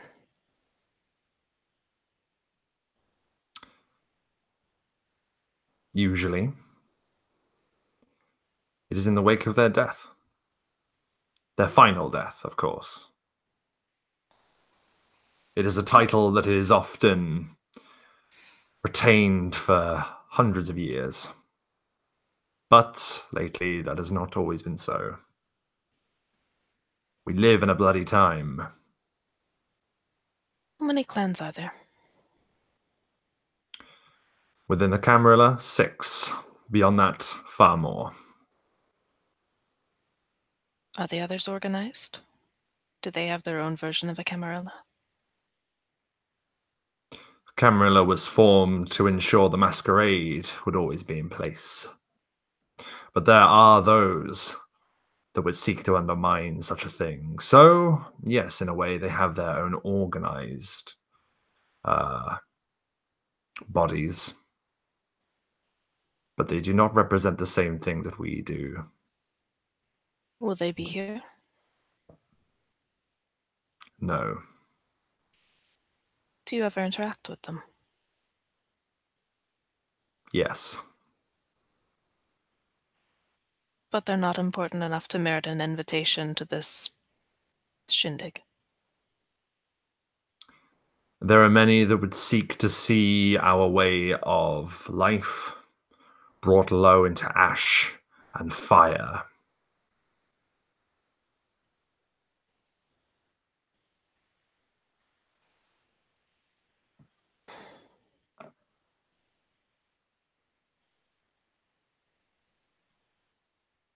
I can understand why they wouldn't be the best at a party.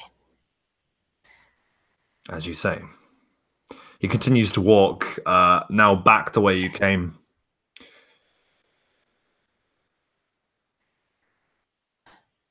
You would do better if you didn't treat the new kindred so poorly.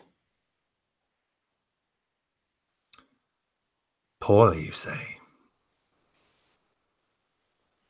The demands, the way you view them as less than, is hardly worth your effort. As I informed you, I did consider them worth the effort. I stuck my neck out for them. I once told you that the butterfly breaks from the chrysalis by itself, and it does this for its own good. Yes, but you don't have to be an ass about it. Careful. I have very limited patience, for I have a large amount of responsibility.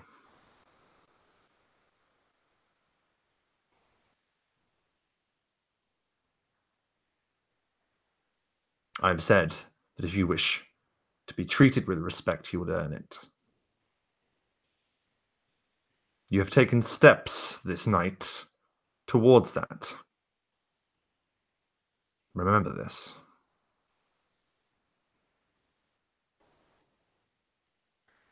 What was the thing in the photograph I sent you? A strange effigy could have been made by anyone. It is a symbol of many conflicting sources. Some believe it to be a protection, a ward of protection. Others simply to coat in blood and burn in a ritual of blood magic. Someone either wants your friend safe or not so safe.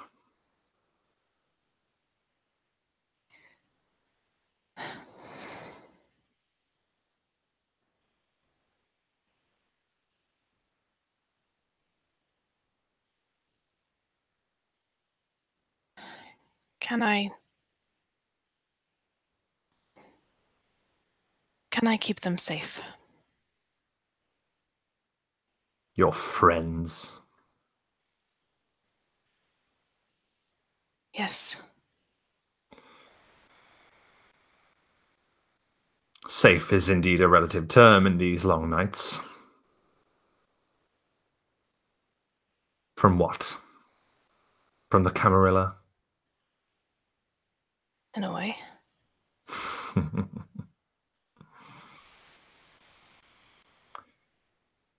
What do you want?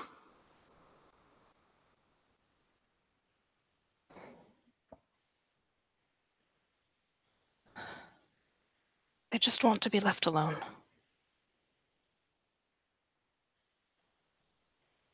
You want them to be left alone? Yes. Everyone must contribute.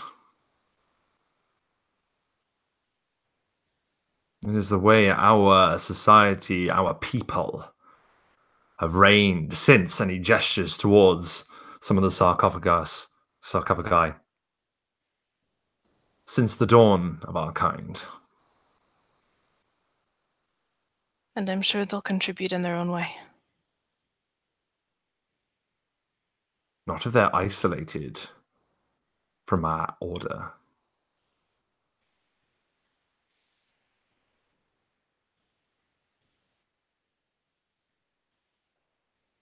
What is it that you wish to so rebel against? Is it the security we provide? I could hardly explain it if I tried. No, I do not think you can. And I think deep down you understand that what we do here is fundamental in our continued survival.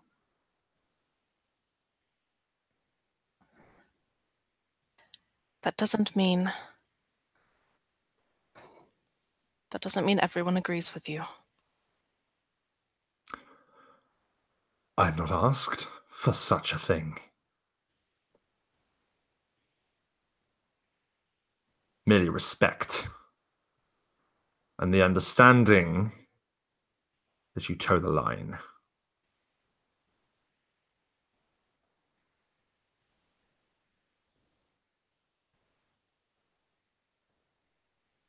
Do you fear for them? I don't know.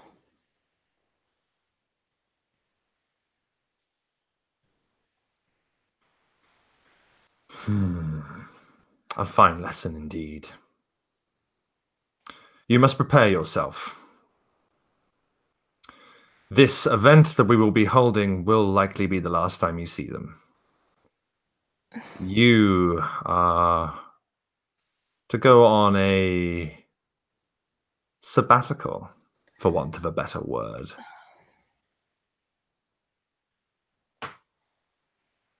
For how long? Where? Why? For as long as it takes. You wish to learn our ways, you wish to learn them intimately, and you will. But continuing to involve yourselves with these others, it would not serve to better your education. In fact, it'll merely hinder it.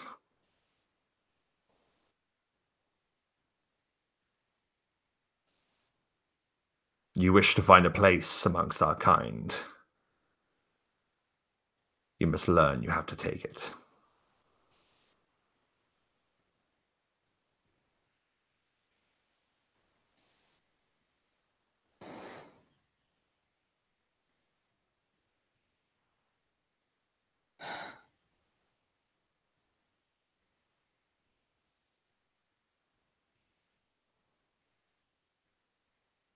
Okay. We're to go upstairs. We will make the necessary arrangements. Feel free to bring them, to make them aware of this upcoming occasion. To bring them? There are many interested parties. Perhaps Perhaps they will be kept safer if they find something useful to do.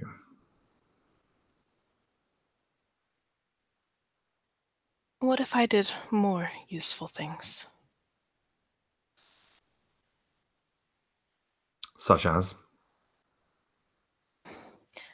Write a list, surprise me.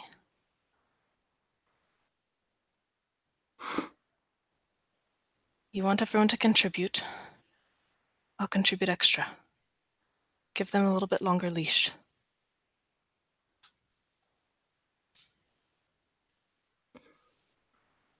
It will not be down to me, it will be down to the individual clan primogens. But eventually, the time will come where you will not be able to give them that longer leash, to give them free reign in this city.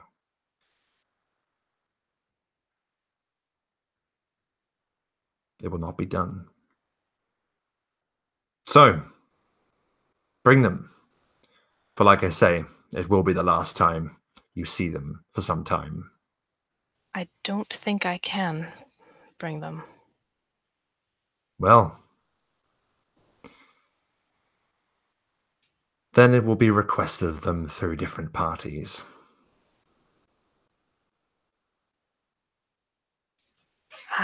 Might I recommend that their primogens request it? That is my intent. Their presence has been requested.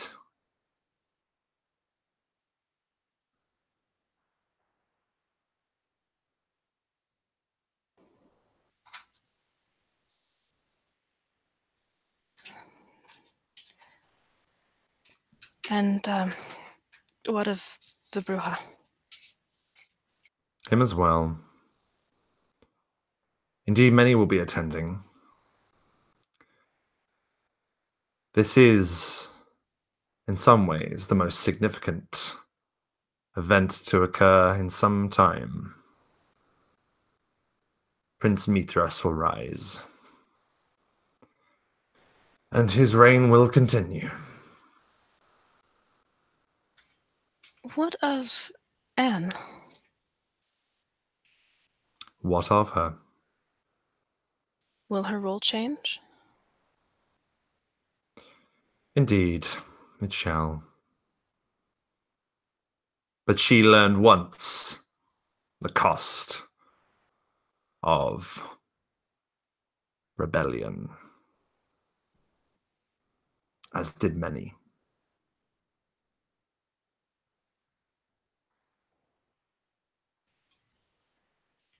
I should like to hear that.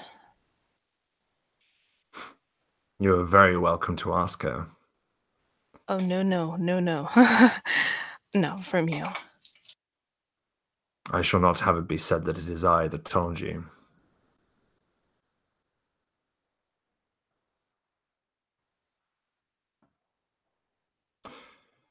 With me now, Childer. We have much more to discuss. Donncha and Sigfreid, where are you going?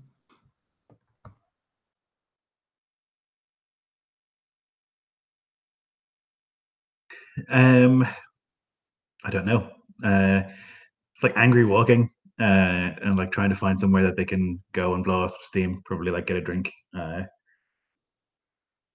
like sit in a place that has drinks rather, because Donncha doesn't really drink now that he's a undead creature. I guess he would like try and work immediately and like stop thinking about the betrayal because it's not going to help him achieve his tasks. So he would like, as they walk, I think there would be like an uncomfortable silence for a while, and then he would just like start like listing things that he has to do to Sigfreid. Like, I got to check in on Stevie. I got to see where the fuck Gavin is because he's been missing for a while. I gotta we got to stake out the club. We're going to meet with Vincent. Like all these like different tasks that he's like going through in his mind to like not think about that he's been sold out. Yeah, I think Sig would be happy to indulge Donncha distracting himself, probably needing it on his own too. A bit of just like, yes, let's not dwell on that because bad things. Someone's gonna do something bad if we think about it too much. So like pull out Vincent's card and just be like, I'll get in touch with Vincent, find a time to meet.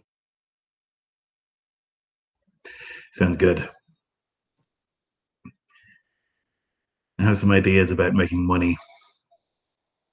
I've ordered some some drugs off the internet, and they've arrived at my house. My intent is to get other people to sell them, separate myself from them as much as possible. Although I don't imagine I would go to prison if I was caught. Nor would that be so difficult. I think we've got nothing but time, I suppose. He like shakes his head and like starts to focus again. Yeah, we have to check in on him. We have to see where Gavin is. But for now, let's try and talk to Vincent. Yeah. So Sig would take out Vincent's card, pull the number up on his phone, and give him a call. It rings for a little while until finally it is answered. Hello. Hello, Vincent. This is Sigfreid. I'm here with Donncha. We talked a little bit back. We'd like to discuss further. Yes, indeed. I have waited with great anticipation for this call, Siegfried. I very much enjoyed our last meeting. Where would you like to meet this night?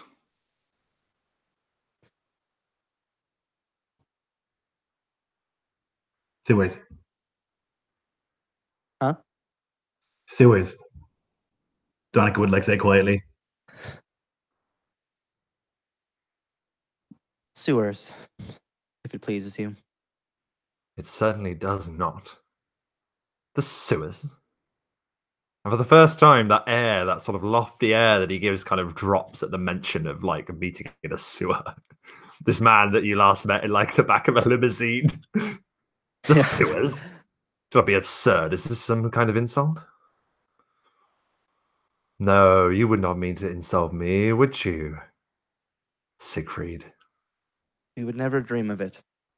Of course. Discretion is of utmost importance for me and my friend right now. Perhaps, if you have a better idea, perhaps you can come pick us up again.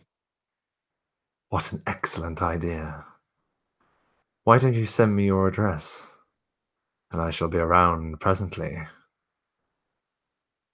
We're Yes, hanging like out at the whichever- bar, right? Yeah, I was gonna say whichever place that we had made it to or were on the way to, Sig would just tell him that we were there. Okay. What kind of establishment would you have gone for? Does a dirty drinking hole, or would you go to a more upstanding joint? Donncha has a lot of time for like dirty drinking holes, but like I don't know, like what Siegfried is into, and I think that like, yeah, probably like an L Man pub, probably. Yeah, at this point, Sig's mostly just like whatever Don needs to do to make sure he doesn't like go postal on Toff, Tess, or anybody else. That's probably best. So he would suffer through whatever Don's first instinct was. Okay. You find an establishment known as the Beehive. Looks kind of like an old man pub. It's kind of tucked away. And you wait. Is there anything you wish to discuss before Vincent arrives? So do you have any ideas for this? Get rid of this, what was his name? Jeremiah? Jeremiah. My gut said that we get like the real world authorities to deal with him. There's a lot of illegal stuff happening in that club, and I thought we could potentially find evidence of that, make an anonymous tip, and see him get taken away. I think they frown upon killing, nor do I know if we could take him. The only worry there is that if too much about the club comes to light, then the club might get shut down, which shuts off our money. Makes the deal pointless. So it has to be about him personally. Yes, it does.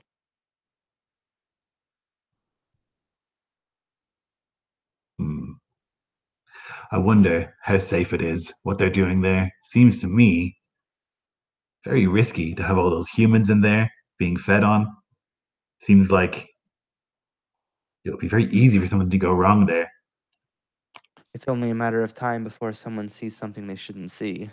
Absolutely. Yeah.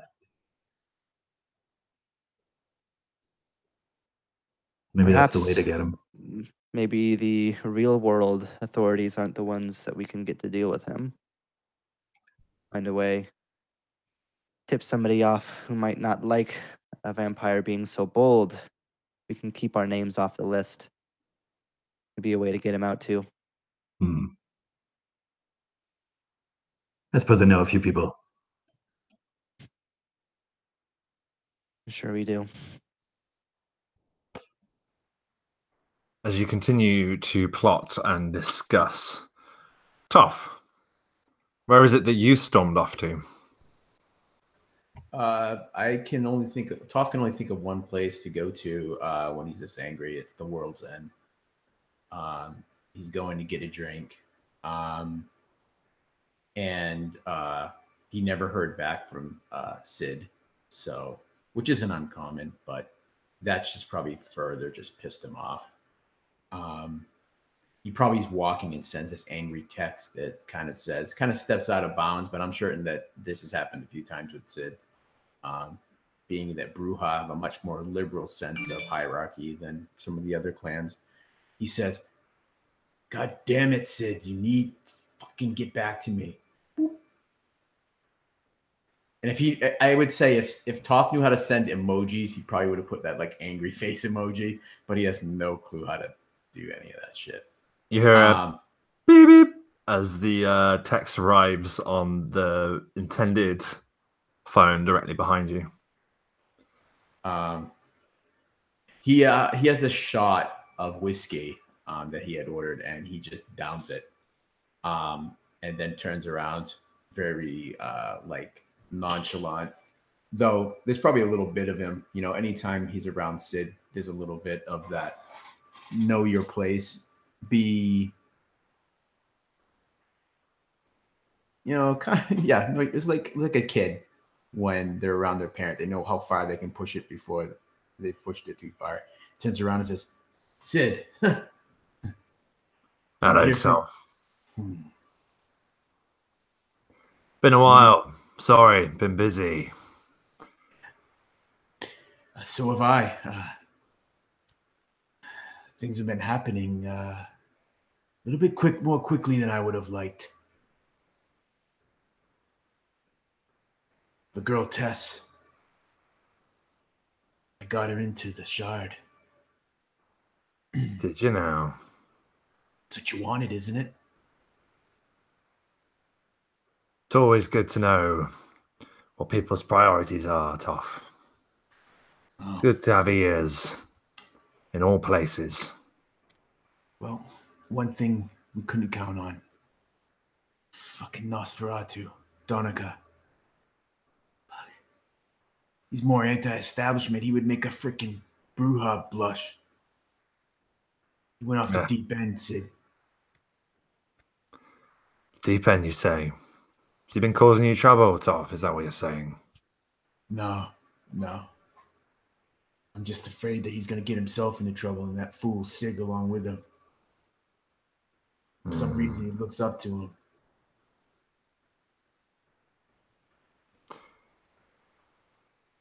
Strange. Should have a word with Fag. It's been a while. Yeah, he seems to like Fag a lot. Most Nos do. It's no prettier, though. I'll tell you that. No. What can I do you for, my boy? Nothing. This shit is getting old. Fuck. Why can't it ever be easy? We live in mundane times, Toff. We live in mundane but generally secure times. Surely that's a thing to be celebrated. He shrugs. I guess. He turns and he taps the bar, signaling the bartender to get him another shot. He looks over his shoulder at Sid, seeing if he wants one too. Leave the bottle, love. He motions to the bar lady. Pours himself one. Just gives you that.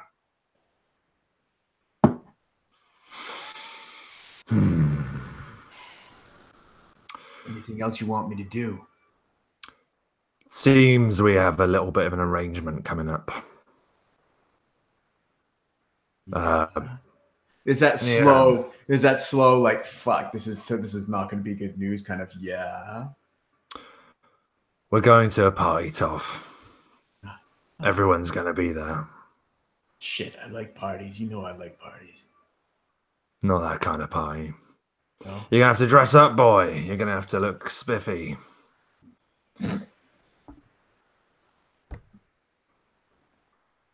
He looks down at himself, and Sid would know this is dressy for Toff. So I got to rent a suit. Then is what you're telling me. For sure. Got to look respectable, and the word kind of like twists in his mouth. And he forces it out.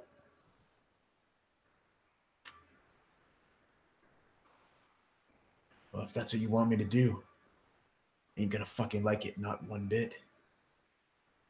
Bothers you, doesn't it, boy? What's happened? Yeah.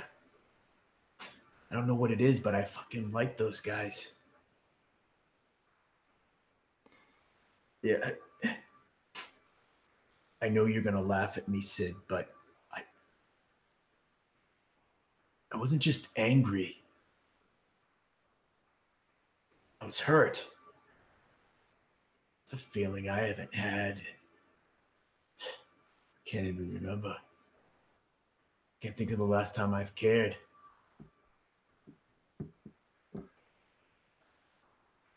You're a good lad, boy. And you mean well.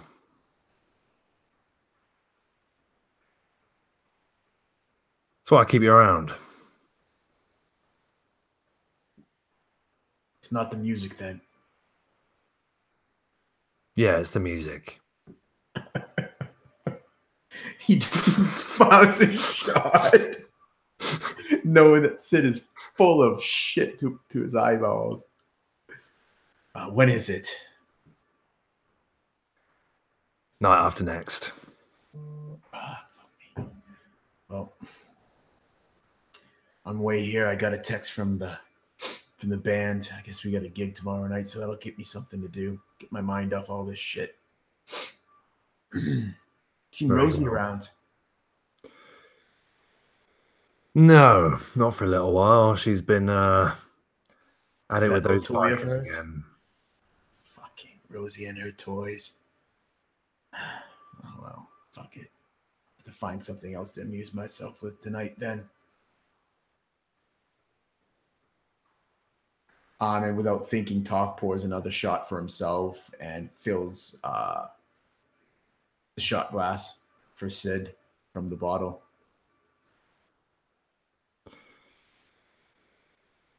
Tess,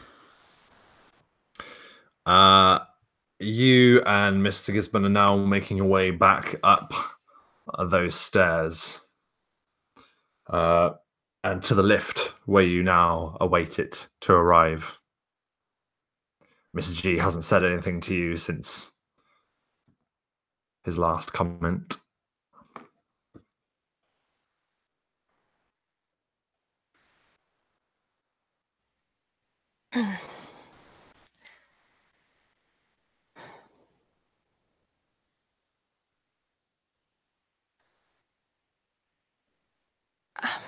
How long until I could drink something?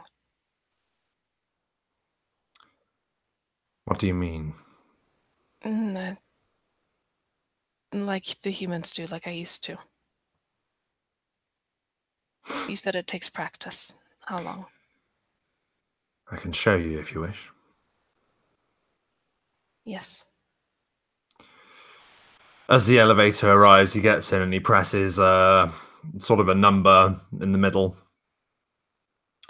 And halfway up the tower, the doors open and you see that he is leading you to the Shangri-La, which is actually one of the areas in Ventry Towers is actually inhabited by a few humans that work there without the knowledge of what lies above and beneath. And he walks past what appears to be a bar, and he just gives a nod. And the barista basically pours a steaming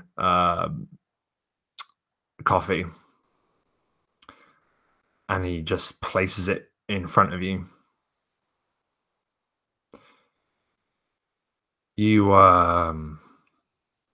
You must feel it. You must feel the presence of Vitae within you. Close your eyes. Close my eyes. You need to focus.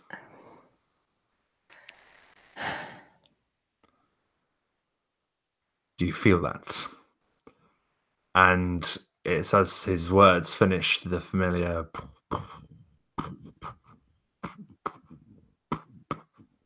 Yes. that is the hunger. That is what dwells within us all. It has its uses. You may not realize this, but as you've been using your gifts that you have been blessed with, it is your fuel, it is your power. You can use this, draw it to the surface. And mechanically, that's essentially the flush, essentially, which allows you to do so. Returning your vampiric form to a shadow of what it would be to be alive almost, but not. It reawakens a number of senses. One of those is taste. There's a strange moment when the air in her mouth suddenly feels cool. And then she picks up the hot cup, takes a sip, and tastes the coffee.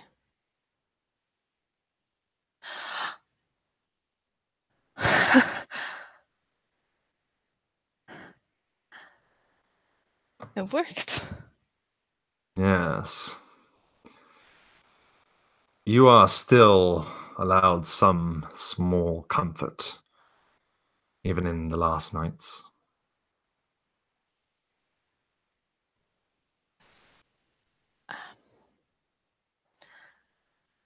Mm.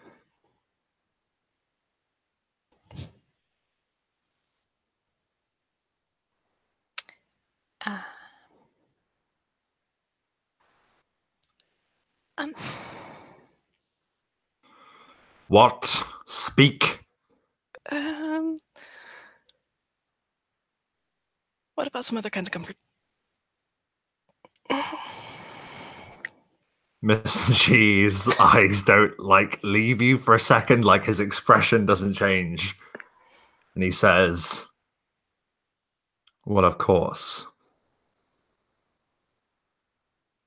Had to entertain ourselves somehow during our immortality. Tess is studying the coffee cup very intently.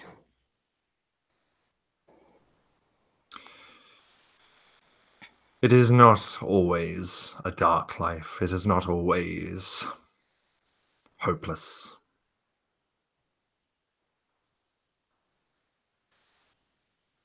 It is true you have lost something, but some other things need only be remembered again.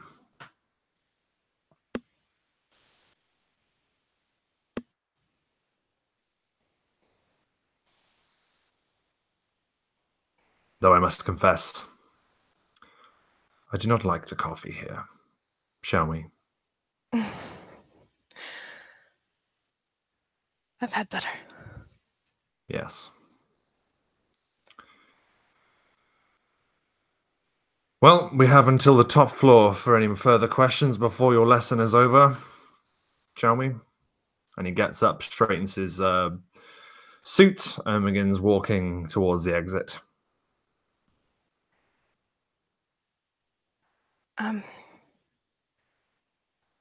So we can remember things, but what about everything that we did leave behind? Donncha's family is looking for him. My family might, I guess they're not, they have the fetch, but like, what if, what do I do about all that? It is not your concern anymore. You are remembering what you had in life, not returning to it. What about that thing that has taken over my life? It is a convenience, is it not? Does it not spare those that you profess to love the pain of your absence?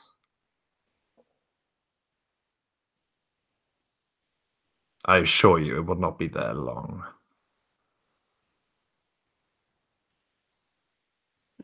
The thing or the pain? The fetch. The pain I cannot speak for.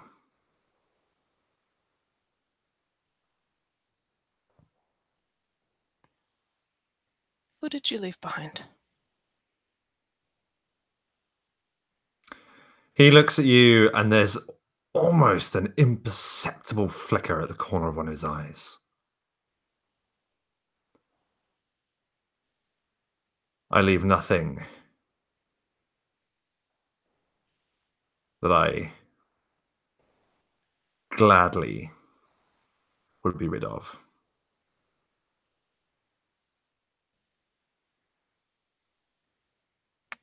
Oh.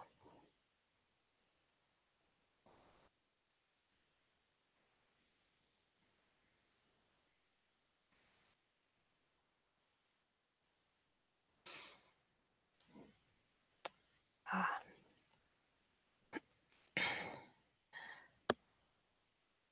Okay, yeah. I guess I've made an idiot of myself tonight for enough. Enough for tonight. Perhaps it's best if you consider what you would like to know next time.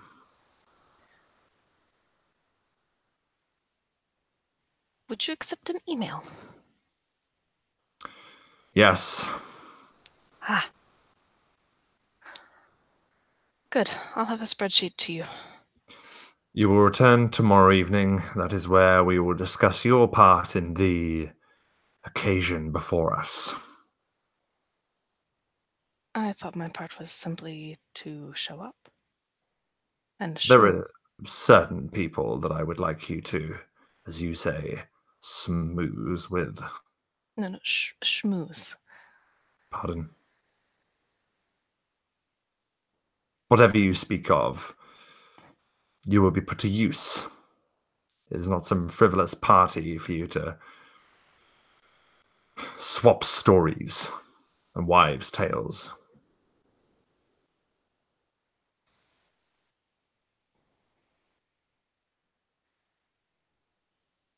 Tomorrow night. I'll see you tomorrow. He turns around without another word and walks away.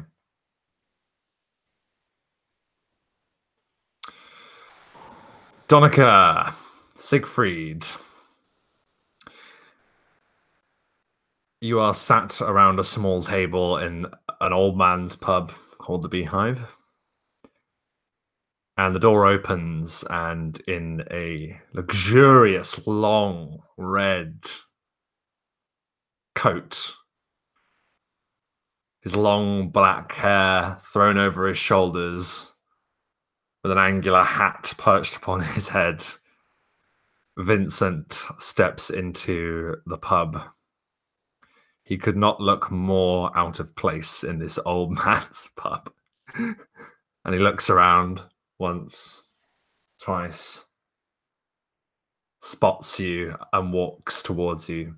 He has perfectly round black sunglasses on at the time, and he draws a chair and like lowers himself very, very with a very prim and proper, and sort of rests his hands upon the table before he says, "Good evening.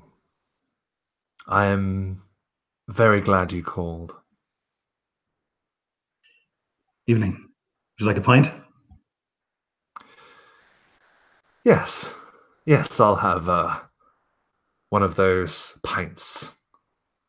Yes. Very good. Donncha will stand over and like act like a normal human and order a pint, and one for himself and one for Sigfreid, and like do the difficult sort of like 3-pint carry and bring them over. Yeah, Like that. Yeah. Yep. And bring them over and sit. Most kind, thank you. And he sort of gingerly sucks the froth off the top. About my proposal. I trust you have been thinking about it. It has been a little while. It's been a busy couple of nights for us in a couple different ways, but yes, it's been at some point in our minds for the most part. We've been eager to speak. See what we can do. Pray tell me, Sigfreid, what has kept you so busy these past nights? A multitude of things, to be honest. What's more important is that we're ready now. We're very eager to get to work. I only ask is that I am very careful with who I conduct my business affairs with. Very careful indeed. I am known to be extremely selective in who I deal with also. Yes, indeed. But forgive me, my friend, but you have not been blessed with our way of life for very long. No, that's true. Although I think maybe I've taken to it with unusual gusto. Comes naturally to some.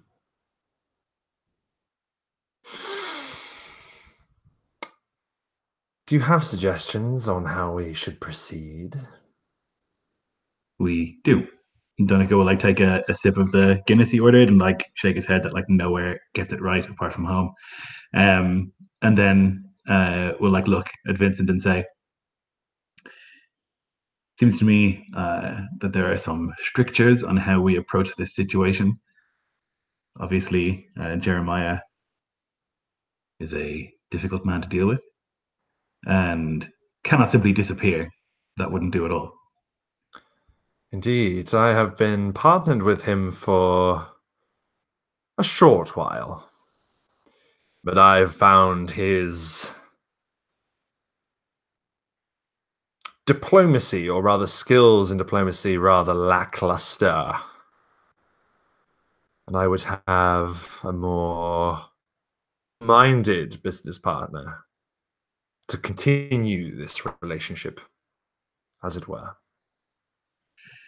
Yes, he strikes me as very hard-headed, foolish, stubborn.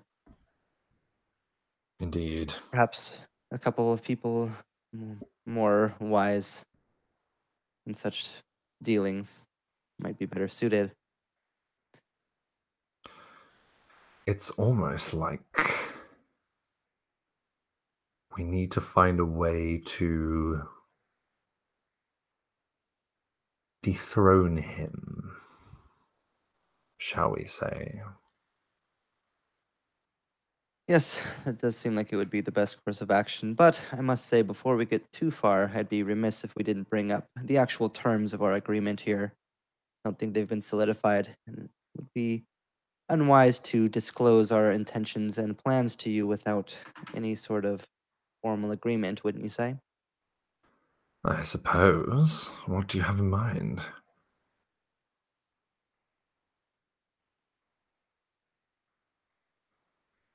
I recall you offered a percentage of ownership with the club to us Yes, for indeed. going along with this. What sort of share were you thinking?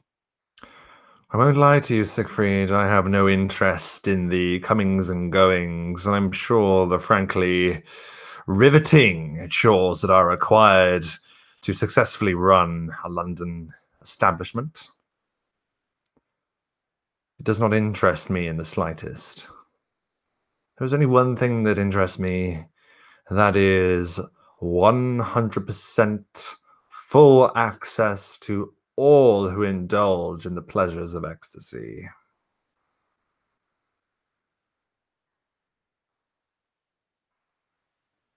So, I don't think I follow. I will simply be allowed to continue my work with half of the ownership. However, the comings and goings of such a place will be left to you. Now, by half, do you mean 49 or 51? 51, of course. But then you can see, surely, Vincent, that the comings and goings are not really our doing, that you could, at any moment, decide that we're no longer useful to you, like you've done with Jeremiah, simply remove us. And this ownership percentage means that you could do it without even resorting to finding new, hungry sired kindred to do your dirty work. You could simply vote us out. My dear Donncha, I assure you that if I did, heaven forbid, want you to be removed from my path, it would not take so long. That is not a threat. It is merely to suggest that we, the Tremere, possess abilities quite beyond comprehension. You remember the little tickle I gave you, and he sort of gestures to the heart. I do, although I do think it's maybe better that we enter into this in a spirit of friendship and not one of vague threats. That would be my approach entering into this. Not Like to I mention, told if you. your powers are so vast and great as they are, as you say, would be so easy for you to deal with us, then perhaps a majority share is not necessary for you to have in order to continue your workings. You do speak the truth. You do indeed. Very well. I have a suggestion. I will more than happily allow you to have 51% share. But that will be on the understanding that the resources required to take ecstasy would come from you and not me. I can, of course, provide some assistance, but I would rather my name be left off most of the doings here, if you understand my meaning. One of the things that we had considered, it strikes me now it might not be possible. The goings on in ecstasy, the feeding on a great many people and the openness of that, that was going to be our angle of approach.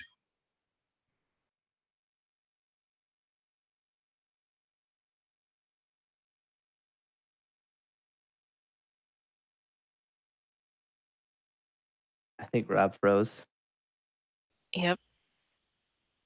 Oh dear.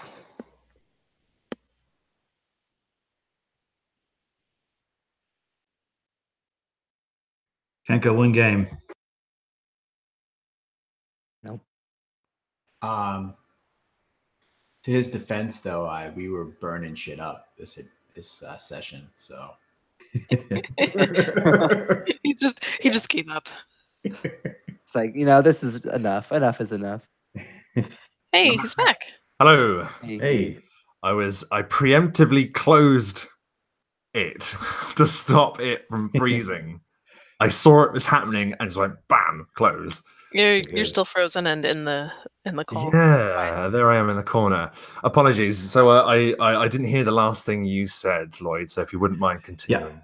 He had basically said our angle of approach had been to maybe look at the feeding on all of the people that happened in ecstasy and try and get Jeremiah done for that, basically. But that might not be possible now, since your interest seems to be in that particular area of the club. Oh, of course. That is my sole reason for my interest. We have a need to experiment and explore with all different types of vitae. And he looks around, like there's just these old people just like surrounding you, and you're just having the weirdest conversation in front of them, but you know, whatever. And he says, "What do you know of our kind? What do you know of the Tremere?" Your wizards. Yes, many people would say that. We have a gift, shall we say. But there is a common saying amongst the many clans of our kind. Would you like to hear what that saying is? Please. The saying is, never trust a Tremere.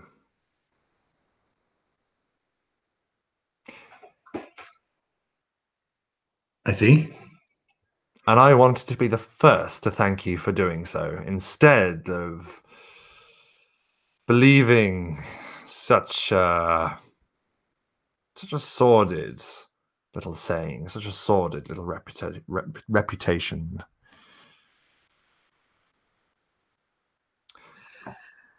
Why do they say that about your people?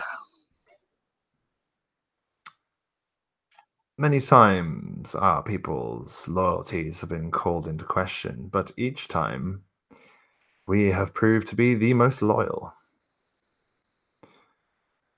Throughout our history, we have been vilified, and always with no proof or substances to the crimes we have committed.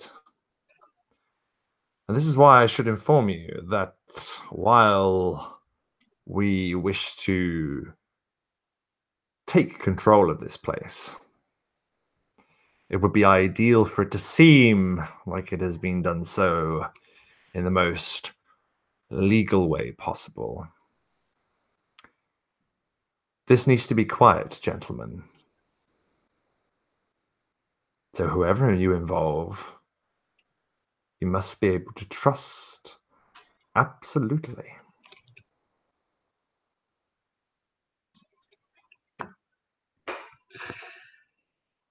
Generally, I try not to interact with anyone I don't trust absolutely. I'm starting to trust you, Vincent, and hopefully that old saying will be proven incorrect as we go into business together. As for how legally we were able to remove Jeremiah, that is a different story. It seems quite difficult since we can't kill him and we can't expose him. Leaves us with few avenues with which to get him. My assumption about Jeremiah, though, is that he's maybe not the most lawful of people, and that maybe somewhere in his accounts something is not adding up, something like that. That's the kind of thing that I would go after. Now, having my other two avenues exhausted. Correct me if I'm wrong, but the word on the grapevine is that your original meeting with Jeremiah was simply because your primogen asked you to speak with him. Vague obviously has some kind of grievance against him. Perhaps that could be used to our advantage. The full weight of Clan Nosferatu at our backs would indeed make this far simpler. Yes, indeed. Though Jeremiah was hardly receptive to that kind of talk. There are ways of influencing those that are unsusceptible to our initial offers.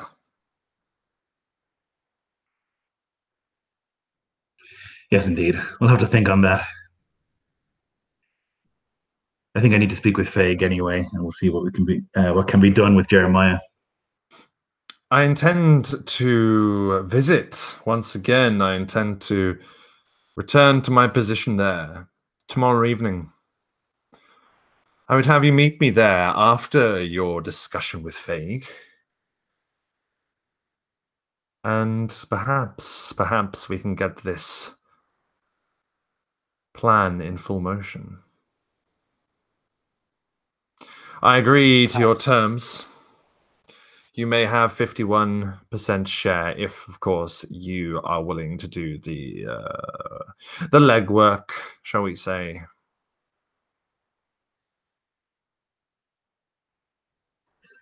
Sounds most agreeable. And, of course, all matters of vitae are left entirely to me.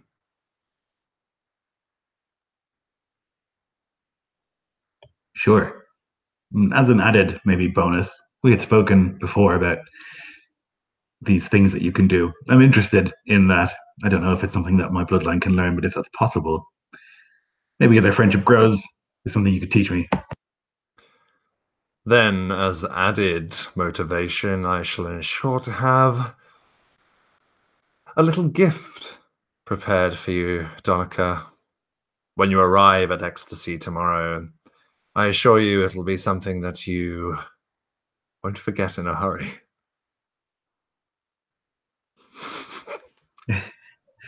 Donncha will nod at that. Sounds wonderful. Excellent. Well, gentlemen, and he holds out a leather gloved hand. Shakes both your hands. Tomorrow. And he sidles out of the room.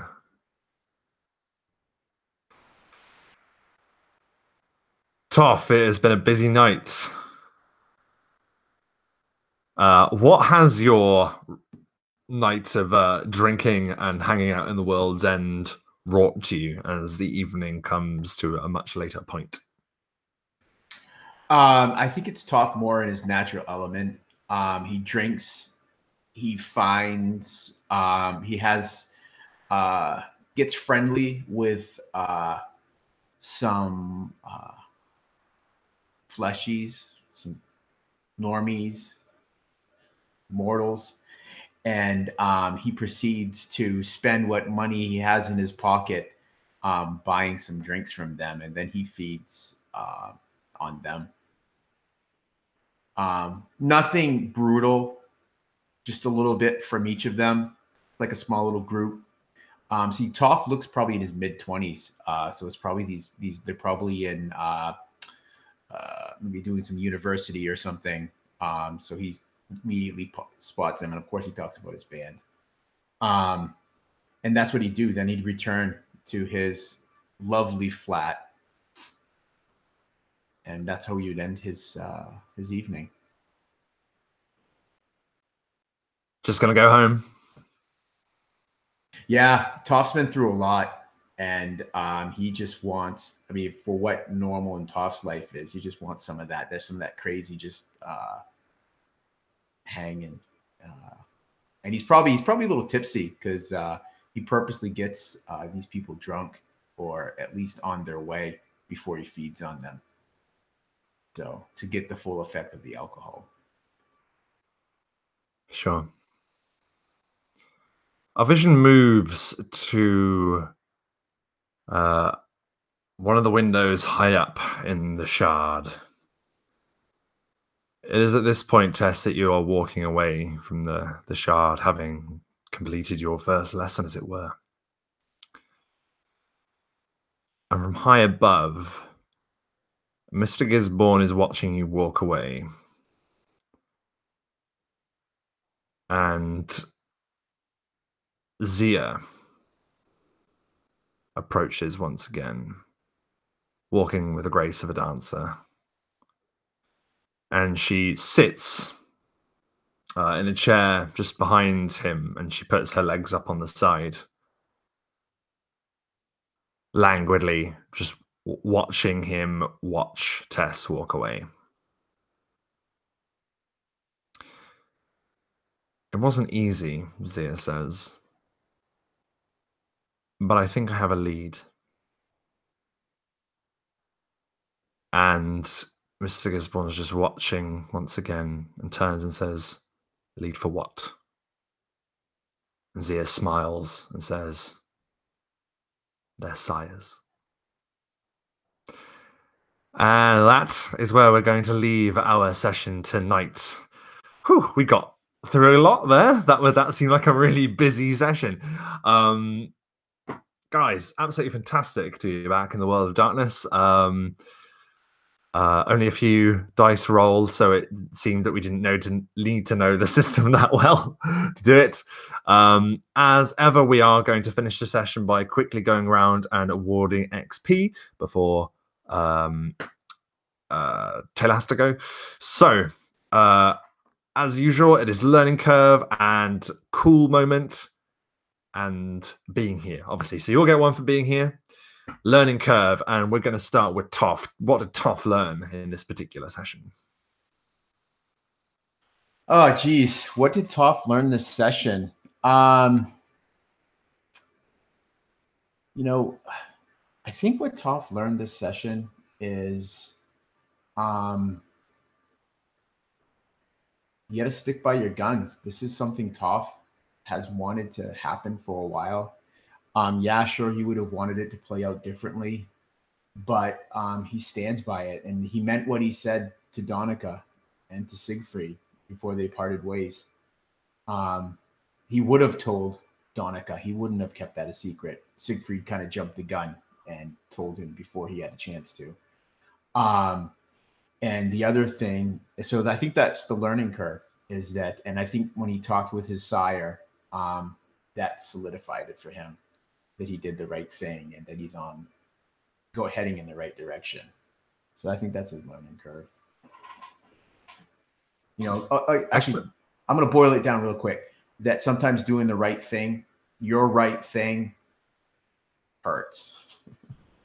That's sure. For Toff, it hurt. Absolutely, it certainly did. Goodness me. This might be a long question, but Taylor, what did you learn this session?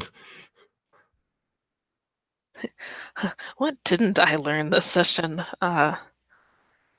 Gosh, Tess covered a lot of ground. Yep, you did. Yeah. I was like, oh, that's a lot of questions. I think probably one of the most striking ones is the recognition that this is not going to be something that's particularly enjoyable, at least not in the early stages. This working up the ladder is work. It's going to take a lot of finesse and a lot of careful calculations. And there's a lot of games to be played, and that's going to be painful sometimes, and she's going to have to just suck it up and keep going. For real.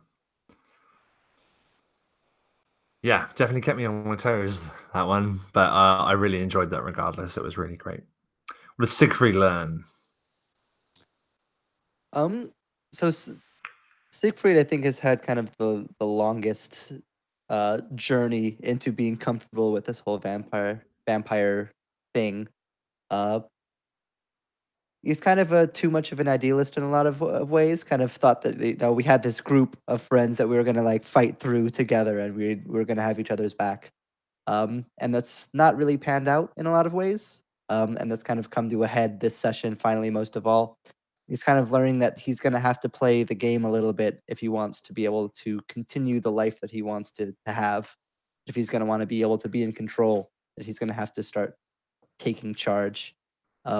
And taking steps, and that's, I think that we're starting to see that with this partnership with Donncha, seeing how efficient he's been, and kind of drawing from some of that.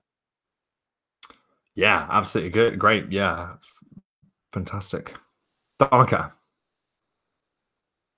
what does Donncha learn?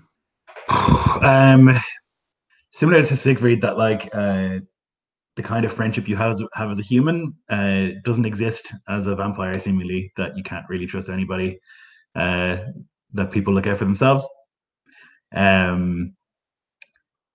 And that he had like expected better and was disappointed. And I think like he really learned that like on his own, he's like very effective and he like gets shit done. And then he had these people who are like dragging him down. And like in the meantime, he like comes back to them and they have betrayed him and like sold him out. And he's like, why did I even be with these people? You know? I particularly enjoy that, not because, I mean, in a lot of ways it makes my job a lot more difficult running the game, but it is in all of the stuff that you read in the World of Darkness, Nosferatu's are always said to be ones that enjoy being isolated and being alone. Well, they're used to it. Like they feel ostracized at the best of times. So I'm really enjoying how that has kind of naturally happened without it really us intending for it to. So it's very cool to see.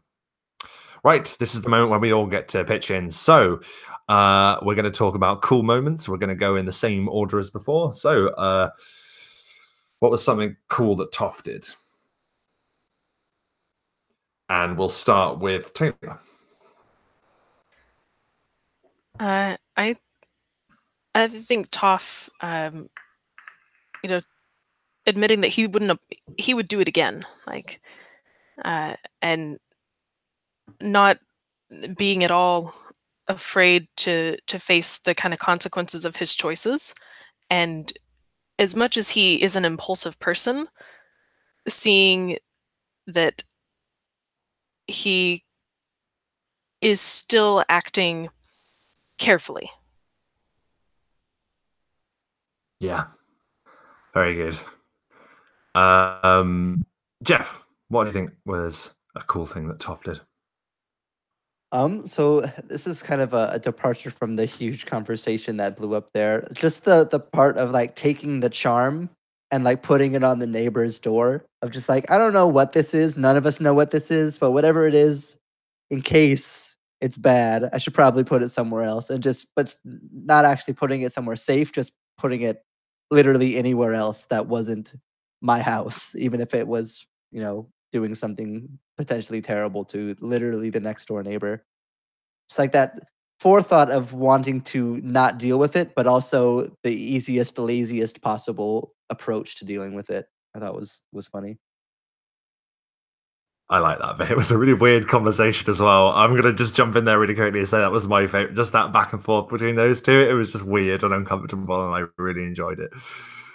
Sorry if I'm stealing that off you, Lloyd. What did you think? No, it's okay. My favorite was the conversation that we had and the fact that like Donncha like saw then that like it had been a plan, and that he had been like, and so that Toff is like not an idiot, he's not stupid. Which like Donncha had maybe thought that he was just like reckless and like did whatever, but he had been playing them for a while. And also the fact like this is more of a Lionel thing that's cool is that like he deliberately messed up and like said too much and then like tried to backpedal it and stuff. That was great, I thought. Yes, very little do you see that in these kinds of games. Everyone's kind of set on their characters being the one that kind of come out on top, maybe. And Lionel, you gave not only Lloyd ammunition to continue the conflict, but it also showed the fallibility of the character that has had a plan, but is also a very reckless person as well. So yeah, really good point. And finally, what did Donncha do that was mad cool, Lionel? I'm gonna double up on this, but unless somebody else uses it. But the one I liked for Donncha, I mean, other than the whole freaking session, I like the part where that initial contact he has with Tess. Like he follows her, but he doesn't just follow her, he follows her without her knowing. So it's almost like that little back. I mean, it really got me saying, he doesn't trust her. What is she doing? And then when she goes to the shard, he's like, fuck. His worst fear is probably coming true. And then that confrontation was just it was short, but it said so much and it was so powerful because Donncha meant it. When he said, "You're dead to me," and he walked off, Lloyd sold it like that was it. He meant it. So it's so awesome. For sure. Taylor, what did Donncha do that was cool? I liked Donncha with Big Stevie.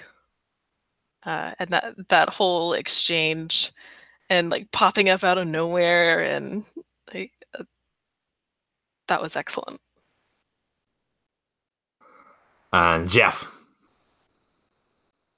I really liked how when after the huge kind of breakdown of everything happened, and Don and Sig went off, how Donncha immediately like switched like to like task focus mode, of just like showing like simultaneously the efficiency and practicality that we've seen out of Don this whole time, but almost in like a defensive way. Like I need to do all this stuff so that I stop thinking about the betrayal and the wife and the search, and like this is all. It's like almost like a coping thing in a way to like see him turn into that. I thought it was like a really interesting flavoring to like the hyper practicality. Yeah, I mean, I'm going to mirror everything that people have just said, but in particular, I like, again, the isolation thing and how that's happened very naturally over the course of the game. I liked, because the thing is, I mean, I don't know how much you'd agree with me, Lloyd. Probably not agree with me at all, but I think Tess and Donncha are both right in their own way. But both of them find it really difficult to see the other side. So when it was that point where Donncha just appeared and said, Tess, this is what's going on, you're in or out, like that kind of deal. Like it was very much like, oh, fuck, this is happening straight away. Yeah. Well, Donncha's like a moral absolutist, you know? He's like, yes, it's this or not this, you know, there's no middle, you know? Yeah. I don't think that I see how Tess could be right, like me personally, because I fucking hate the Camarilla. But yeah. And so we see that Donncha is method acting, or Lloyd is method acting Donncha. That's it. That's just it. Well, fantastic, guys. What? We didn't do Taylor or cool Tess. moments for me Tess. or Taylor. Oh my goodness. I think I just blacked out for a second. I apologize. I'm really sorry. Yeah, let's do Tess. Cool moment for Tess. We'll start with Lionel. Oh, I loved her reaction when she got off the elevator and she was faced with this long hallway with just that single door. And the guy that brought her down there wasn't moving. He's like, get off. I mean, I just love that scene, how Taylor described it when she stepped off the elevator. And then you kind of changed everything around her.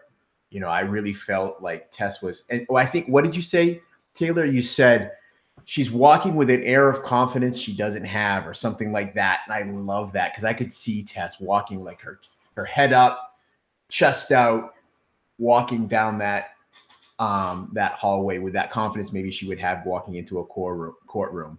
But knowing that inside she's just like shaking. So you sold that so well with so simply. I loved it. Yeah, absolutely. I gotta agree there. Jeff, cool moment for Tess. I mean, we already kind of touched on it with Don, but seeing everything come to a head between the two of them so directly, I think was very surprisingly, both of them.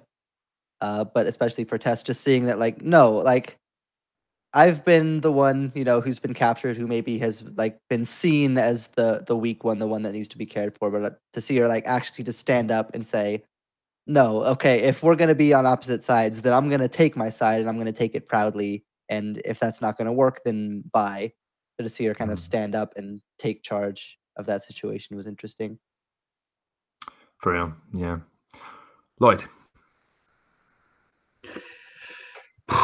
I liked the conversation that we had that was brief because there was no like if there had have been a more of a conversation and like either of them had been more willing to be like, hey, listen, this is why, it probably would have ended very differently. But like Donncha's not like that, and Tess was like pissed off at him, understandably, and like he was like unwilling to like try and warn her again, and maybe he should have, and she was like probably unwilling to listen. So I like that, like there was like this stubbornness standoff that happened that like has destroyed the group, which is very satisfying, I think, in a way. Yeah, it has very much put a rift in the I just group. say also because it would be easy, or would have been easy for Taylor to be like, "Oh, as a player, I should do this," like because I'm threatening to like break the group in half, basically with like what I've done, which is also a shitty thing to do as a player. But like, it would have been really easy for Taylor to be like, "Oh, I better cave because otherwise, how will the game go?" But you didn't, which I thought was great.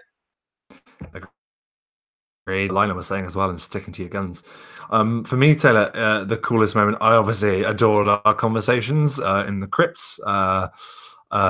You have a way of definitely keeping me on my toes. It's really difficult to role play a vampire that's hundreds of years old, and to have all of the answers. But I thought let's just see how many questions I can answer. That obviously Taylor's already admitted to having pages and pages of different questions that she wants to know about the Camarilla and the vampires in general. So I just thought it was very cool that we were both able to maintain that for quite a lengthy and detailed conversation, where you started to...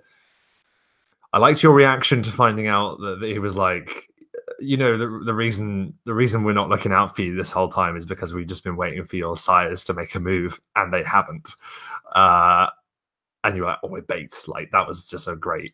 I love that moment, among many. And finally, Sigfreid. Start with Lionel again. This is a no-brainer for me. The moment that I loved from Sigfreid was when he asked for that moment with Donncha and immediately sold Tess and Toff down the river. I mean, as a player, I was writing really nasty things to Jeff in the chat, but oh my gosh, it was so great. It was so perfect. And it really showed some backbone that Sigfreid is starting to get. He's like, he sees where the lines are drawn and he's picked this spot and he's stepped in over it and he's staying there. And I like that. I like that he's still with Donncha. So that was a great scene. Yeah. Taylor. I liked getting to see Sigfreid negotiate a little bit. That was with a name I've just blanked out on, Vincent. Like the voice of reason of, well, I mean, you don't really need majority share and that sort of thing. That was cool to see Sig in that role. Yeah, I agree, actually, yeah. Lloyd. I really liked, and it's just a little small moment, is that like when they were arguing, and like Donncha and Toff were like getting a bit like, like throwing shoulders back, and like that, like Jeff just said, he takes a few steps towards Donncha, like just in case something kicks off. Thought that was like really like representative of like he's well capable of like battering other vampires, but he doesn't think he is, and so like even in that situation, he's like moving away from the combat just in case something happens. I thought that was like a great moment. No trouble, mate. No trouble. Like it really felt like a proper like fight was going to Yes. kick off as well. Yep. Which goes into my favorite thing with Sigfreid this session, which I think encapsulated the entire session for Sigfreid's character, and that was when Donncha went that way and Toff went that way. Sigfreid was like, "Which way do I go?"